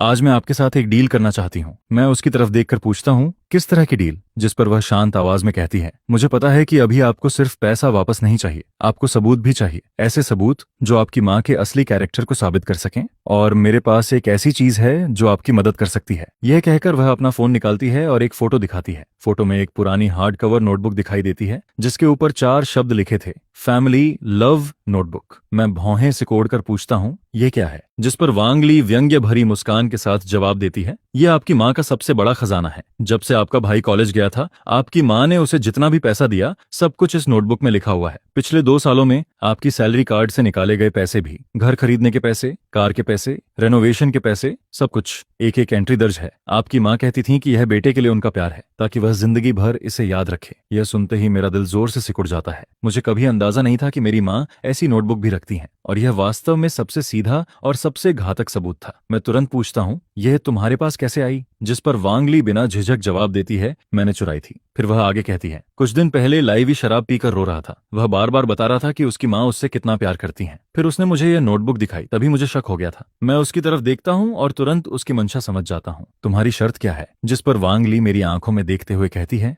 बहुत आसान। जब आप 1,36,800 युआन वापस हासिल कर लें, तब आपको एक एग्रीमेंट साइन करना होगा, जिसमें लिखा होगा कि इस मामले में मेरी कोई जिम्मेदारी नहीं है। मेरा और आपके भाई का रिश्ता खत्म हो चुका है। मैं अपनी जिंदगी को आपके फैमिली के दलदल में डूबने नहीं दूंगी। मैं समझ गया था, वह बेहद समझदार थी और जरूरत पड़ने पर उतनी ही निर्दयी भी। वह पहले से अपना बचाव तैयार कर रही थी। जिस पर मैं बिना देर किए कहता हूँ, ठीक है, मैं मानता हूँ। लेकिन वांग ली सिर हिलाती है। सिर्फ मानना काफी नहीं है। नोटबुक अभी भी आपकी माँ के बेडरूम के सेफ में रखी हुई है। मैं उसे बाहर निकालने में आपकी मदद कर सकती हूँ, लेकिन आपको को-ऑपरेट करना होगा। और आज रात हमारे पास सबसे अच्छा मौका है। इसके बाद वांग ली अपना पूरा प्लान बताती है। प्लान काफी साहसी था, लेकिन बेहद सावधानी से बनाया गया था। हर बुधवार रात आपके पेरेंट्स कम्युनिटी चेस रूम में मांजोंग खेलने जाते हैं। रात 8 बजे निकलते हैं और 11:30 बजे लौटते हैं। मतलब हमारे पास पूरे 3.5 घंटे होंगे। मैं उसकी तरफ देखकर पूछता हूँ, तुम्हें यह सब इतनी अच्छी तरह कैसे पता है? जिस पर वांग ली बिना किसी भाव के जवाब देती है, मैं 2 साल तक लाइवी के साथ रही हूँ। मैं उसके घर अनगिनत बार गई हूँ। उनके डेली हैबिट्स शायद मैं आपसे भी ज्यादा जानती हूँ। उसकी बात सच थी। पिछले 2 सालों में मैं उंगलियों पर गिनने जितनी बार ही घर गया था। फिर वह आगे कहती है, डोर लॉक पुराना मॉडल है, उसे खोलने का तरीका मुझे आता है। कोई निशान भी नहीं छोड़े जाएंगे। सबसे जरूरी चीज सेफ है। मैं तुरंत पूछता हूँ, क्या तुम्हें उसका पासवर्ड पता है? जिस पर उसकी आंखों में तिरस्कार चमक उठता है। हाँ, एक बार लाइव ही नशे में था। उसने खुद मुझे बताया था। पासवर्ड उसकी और उसकी माँ की बर्थ डेट को जोड़कर बनाया गया है। 8 अंकों का नंबर। वह इसे मदर सन बॉन्ड पासवर्ड कहता था। ऐसा पासवर्ड जिसे कभी तोड़ा नहीं जा सकता। मदर सन बॉन्ड पासवर्ड। यह 4 शब्द सुनकर मुझे सिर्फ व्यंग्य महसूस होता है। उसी पासवर्ड के पीछे वह पैसा छिपा था जो मुझसे छीना गया था। आज बुधवार था। वांग ली आखिर में मेरी तरफ देखकर कहती है, अब फैसला तुम्हारा है। आना है या नहीं, यह तुम तय करो, क्योंकि यह हमारा आखिरी मौका है। अगर उन्हें जरा भी शक हो गया तो शायद वह नोटबुक फिर कभी नहीं मिलेगी। मैं एक पल भी नहीं सोचता। मैं आऊंगा। शाम के 7:30 बजे मैं चू न्यूएत और मेरे ससुर एक साथ कार में बैठकर मेरे पेरेंट्स की रेजिडेंशियल कॉलोनी की तरफ निकल पड़ते हैं, जबकि सास घर पर ही रुक जाती हैं। उनका कहना था कि उनका दिल इतना मजबूत नहीं है कि वह यह सब अपनी आंखों से देख सकें, और ससुर हमारे साथ इसलिए आए थे ताकि जरूरत पड़ने पर हमारा हौसला बढ़ा सकें, साथ ही बाहर रहकर बैकअप भी दे सकें। ठीक रात के 8 बजे हम दूर से अपने पेरेंट्स को हंसते बोलते बिल्डिंग के कॉरिडोर से बाहर निकलते हुए देखते हैं, जिस पर वे आराम से चेस रूम की तरफ बढ़ने लगते हैं। उसी समय वांग ली एक दूसरी गली से निकलकर हमारे पास आती है और हल्का सा सिर हिलाकर कहती है, चलो। इसके बाद हम चारों किसी मूवी के सीक्रेट मिशन की तरह आगे बढ़ने लगते हैं। माहौल इतना तनावपूर्ण था कि हर किसी की सांसें तक भारी लग रही थीं। वांग ली सबसे आगे चलती है। वह बड़ी सावधानी से उन जगहों से बचते हुए आगे बढ़ती है जहां कैमरा लगे हुए थे, जिस पर हम बिना किसी परेशानी के उस परिचित दरवाजे तक पहुंच जाते हैं। वांग ली अपनी पॉकेट से एक छोटा सा टूल किट निकालती है। मुझे नहीं पता था कि वह क्या चीज थी, लेकिन मैं सिर्फ इतना देखता हूं कि वह लॉक के साथ कुछ करने लगती है। 1 मिनट भी नहीं बीतता कि अचानक टक की हल्की आवाज आती है और दरवाजा खुल जाता है। घर के अंदर पूरी तरह अंधेरा था, जिस पर वांग ली फोन की फ्लैशलाइट ऑन करती है और धीमी आवाज में कहती है, मास्टर बेडरूम की वार्डरोब के अंदर है। हम सब बेहद सावधानी से अंदर कदम रखते हैं। यह वही कमरा था जहां बचपन से लेकर आज तक मैं बहुत कम आया था। वांग ली वार्डरोब का दरवाजा खोलती है। कपड़ों के ढेर के नीचे एक ग्रे कलर का सेफ दिखाई देता है। यह देखकर मेरा दिल इतनी तेजी से धड़कने लगता है मानो सीने से बाहर निकल आएगा। वांग ली नीचे बैठ जाती है और पासवर्ड डालना शुरू करती है। अंधेरे में उसकी उंगलियां तेजी से कीपैड पर चलती रहती हैं, टिक टिक टिक, और फिर आखिरी डिजिट दबाई जाती है। अचानक सेफ से अनलॉकिंग की साफ आवाज आती है। वह भारी लोहे का दरवाजा खोल देती है। अंदर कोई ट्रैप या खास चीज नहीं थी, सिर्फ property documents, savings books, jewellery और सबसे ऊपर रखी हुई एक चीज थी, एक गहरे भूरे रंग की हार्ड कवर नोटबुक। उसके ऊपर लिखा था फैमिली लव नोटबुक, जिस पर वांग ली उसे निकालकर मेरे हाथ में दे देती है। मैं उस नोटबुक को पकड़ता हूँ, लेकिन वह नोटबुक मुझे किसी पत्थर की तरह भारी महसूस होती है, मानो पिछले 20 सालों का पूरा बोझ उसमें बंद हो। मैं पहला पन्ना खोलता हूँ। उस पर मेरी माँ की परिचित और साफ हैंडराइटिंग लिखी हुई थी। सितंबर 2010, श्याओवे यूनिवर्सिटी गया। पहली बार 2000 युआन लिविंग एक्सपेंसेस दी। उम्मीद है कि मेरा बेटा ड्रैगन की तरह महान बनेगा। बस इतना पढ़कर ही मैं आगे नहीं देख पाता, जिस पर मैं नोटबुक बंद कर देता हूँ और उसे सीने से लगा लेता हूँ। चलते हैं। इसके बाद हम उसी रास्ते से वापस निकल जाते हैं और कोई भी निशान पीछे नहीं छोड़ते। कार तक पहुंचते ही ससुर मेरे हाथ में नोटबुक देखकर लंबी राहत की सांस लेते हैं। मैं इंजन स्टार्ट करता हूँ और उस जगह से दूर निकल जाता हूँ, उस जगह से जहां मेरी जिंदगी की सबसे धुंधली और दर्दनाक यादें छिपी हुई थीं। रियर व्यू मिरर में वह पुरानी बिल्डिंग धीरे धीरे छोटी होती जाती है और आखिरकार नजरों से गायब हो जाती है। लेकिन मैं वह नोटबुक लेकर सीधे अपनी माँ के पास नहीं जाता, क्योंकि मैं जानता था कि आमने सामने की बहस सिर्फ चीखने चिल्लाने और रोने धोने में बदल जाएगी, और उसका कोई मतलब नहीं था। मुझे उनकी माफी नहीं चाहिए थी, मुझे सिर्फ कानून का न्याय चाहिए था, और वह सब कुछ जो हमारा हक था। अगले ही दिन मैं शहर के सबसे अच्छे लॉयर को हायर कर लेता हूँ, जिस पर मैं रिकॉर्डिंग, बैंक स्टेटमेंट्स और वह घातक नोटबुक सहित सारे सबूत उसे सौंप देता हूँ। सभी डॉक्यूमेंट्स देखने के बाद लॉयर सिर्फ एक बात कहता है, मिस्टर ली, यह केस हम 100% जीतेंगे। एक हफ्ते बाद मेरी माँ और लाइवी दोनों को कोर्ट समन्स और लॉयर नोटिस मिल जाता है। उस नोटिस के साथ नोटबुक के सबसे महत्वपूर्ण पेजेस की कॉपीज भी भेजी गई थी, सफेद कागज पर काली स्याही से लिखी हुई वे लाइन्स और मेरी माँ की परिचित हैंडराइटिंग। यही वह सबूत था जिसे कोई भी झुठला नहीं सकता था। मुझे नहीं पता कि उन दोनों के चेहरे उस समय कैसे रहे होंगे, लेकिन उसी शाम से मेरे पास रिश्तेदारों के कॉल्स आने शुरू हो जाते हैं। कोई समझाने की कोशिश करता है, कोई मुझे गलत ठहराता है और कोई दुख जताता है, लेकिन मैं किसी का कॉल रिसीव नहीं करता। मैं सिर्फ ग्रैंडपा को एक मैसेज भेजता हूँ, फैसले का दिन आ गया है। कोर्ट हियरिंग से पहले मीडिएशन सेशन रखा जाता है। लोकेशन एक लॉ फर्म का मीटिंग रूम था। मैं, चू न्यूएट और हमारा लॉयर एक तरफ बैठे थे, जबकि दूसरी तरफ मेरी माँ, मेरे पिता, लीवी और उनका लॉयर बैठे हुए थे। फैमिली मीटिंग वाली घटना के बाद यह पहली बार था जब हम आमने सामने बैठे थे। मेरी माँ जैसे कई साल बूढ़ी हो चुकी थी, उनका चेहरा थका हुआ था, आंखों में पहले जैसी चालाकी और तीखापन नहीं था, सिर्फ डर और नाराजगी बची हुई थी। लाइवी पूरे समय सिर झुकाकर बैठा रहता है, वह एक बार भी मेरी तरफ देखने की हिम्मत नहीं करता। मेरे पिता, जो हमेशा शांत रहते थे, लगातार सिगरेट पीते रहते हैं और उनका चेहरा चिंता से भरा हुआ था। मीडिएशन शुरू होती है, जिस पर मेरा लॉयर पूरी शांति और प्रोफेशनलिज्म के साथ हमारी मांगे रखता है। पहली मांग, डिफेंडेंट्स लियू मेई और लाइवी द्वारा गैरकानूनी तरीके से लिए गए 1,36,800 युआन तुरंत वापस किए जाएं। दूसरी मांग, कंपनी में हंगामा करने, चू न्यूएट और उसके फैमिली को फोन करके परेशान करने तथा उनकी रेपुटेशन को नुकसान पहुंचाने के लिए लिखित पब्लिक अपॉलॉजी दी जाए। अगर ये दोनों शर्तें पूरी नहीं होती तो हम मीडिएशन छोड़कर सीधे लॉसूट आगे बढ़ाएंगे। उस स्थिति में डिफेंडेंट्स को सिर्फ सिविल कॉम्पेंसेशन ही नहीं बल्कि क्रिमिनल रिस्पॉन्सिबिलिटी का भी सामना करना पड़ सकता है। जैसे ही क्रिमिनल रिस्पॉन्सिबिलिटी शब्द कमरे में गूंजता है, वह मेरी माँ के दिल पर हथौड़े की तरह गिरता है, जिस पर वह अचानक खड़ी होकर पागलों की तरह चिल्लाने लगती हैं। मैंने कुछ गलत नहीं किया, वह मेरे बेटे का पैसा था। मैं अपने बेटे का पैसा खर्च करूं तो उसमें कौन सा क्रिम है? लिहाओ, तू निकम्मा बेटा, क्या तू अपनी सगी माँ को जेल भेजना चाहता है? उनका लॉयर शर्मिंदगी से उनका हाथ पकड़कर उन्हें शांत करने की कोशिश करता है, लेकिन अब वह पूरी तरह नियंत्रण खो चुकी थी। पूरे समय मैं एक बार भी उनकी तरफ नहीं देखता, बल्कि शांत स्वर में अपने लॉयर से कहता हूँ, लगता है मीडिएशन की जरूरत नहीं रही। यह कहकर मैं उठकर जाने लगता हूँ। मेरी यह हरकत देखकर मेरे पिता सचमुच घबरा जाते हैं। वह तुरंत मेरी माँ को बैठाते हैं और हाथ की सिगरेट बुझा देते हैं, फिर लगभग चिल्लाते हुए कहते हैं, हम मानते हैं, हम मीडिएशन के लिए तैयार हैं। इसके बाद वह मेरी तरफ देखते हैं। उनकी आंखों में पहली बार विनती दिखाई देती है। श्याओ हाओ, पैसा हम लौटा देंगे, घर बेच देंगे, बस तुम्हारी माँ को। उनकी आवाज अचानक भर्रा जाती है। बस तुम्हारी माँ को जेल मत भेजो। आखिरी शब्द उनके गले में अटक जाते हैं। इतने लोगों के सामने एक उम्र दराज आदमी की आंखें लाल हो जाती हैं। मैं रुक जाता हूँ। यह दया नहीं थी, बस एक गहरा दुख था। अगर आज यह दिन देखना ही था तो पहले ऐसा क्यों किया गया? मेरी माँ कुर्सी पर चुपचाप बैठी रहती हैं। अब न वह रोती हैं, न हंगामा करती हैं, मानो उन्होंने अपनी किस्मत स्वीकार कर ली हो। उनकी आंखें पूरी तरह खाली दिखाई देती हैं, जबकि लाइवी और भी ज्यादा सिर झुका लेता है।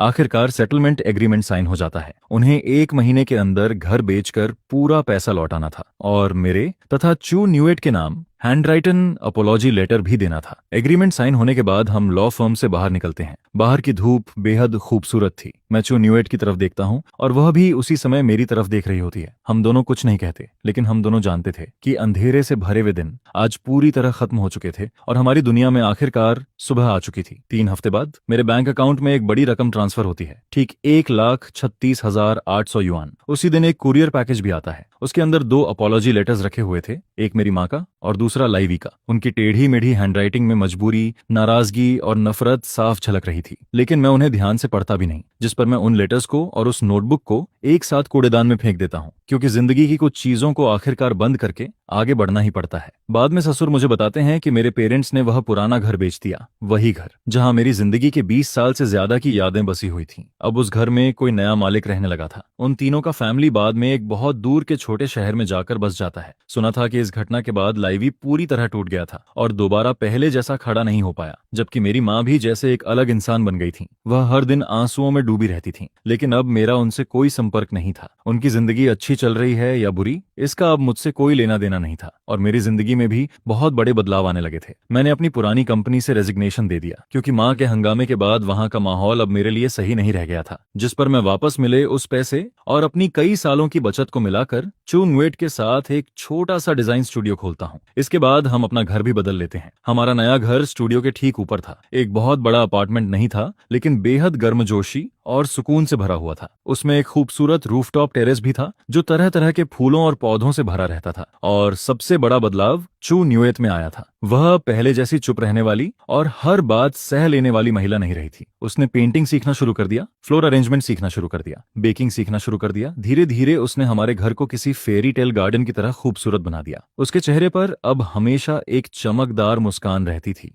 एक ऐसी मुस्कान जो सच में दिल की गहराइयों से निकलती थी। हमारे स्टूडियो का बिजनेस भी धीरे धीरे सही रास्ते पर चलने लगता है। मैं डिजाइन संभालता हूँ और चू न्यूएट ऑपरेशंस और क्लाइंट्स के साथ कम्युनिकेशन संभालती है, जिस पर हम दोनों सबसे बेहतरीन पार्टनर्स बन जाते हैं। सिर्फ बिजनेस में ही नहीं, बल्कि जिंदगी में भी। हर सुबह हम साथ उठते हैं, साथ ब्रेकफास्ट करते हैं, साथ नीचे ऑफिस जाते हैं और कभी कभी किसी छोटे बिजनेस आइडिया पर बहस भी कर लेते हैं। शाम को हम दोनों साथ मार्केट जाते हैं, साथ सब्जियां और ग्रोसरीज खरीदते हैं। चू न्यूएट अक्सर मेरा हाथ पकड़कर चलती रहती है और कभी कभी सिर्फ 1 युआन बचाने के लिए सब्जी वाले से काफी देर तक बार्गेन करती रहती है। उसे ऐसे देखकर मुझे हमेशा हंसी आ जाती है क्योंकि वह बेहद जिंदा दिल और प्यारी लगती थी। घर लौटने के बाद हम दोनों ओपन किचन में साथ खाना बनाते हैं। बर्तनों की आवाजें और पकते खाने की खुशबू पूरे घर में फैल जाती है, मानो यह किसी फैमिली सिम्फनी की धुन हो। हमारी डाइनिंग टेबल पर अब कभी विनेगर कैबेज या मापो टोफू नहीं आता था। उसकी जगह हमेशा नए नए डिशेस होते थे जो चू न्यूएट खुद रेसिपी ढूंढकर बनाती थी। गरम गरम braced pork, sweet and sour ribs और कई तरह के स्वादिष्ट डिशेस। वह हमेशा सबसे बड़ा पीस मेरी प्लेट में रख देती और मुस्कुराकर कहती,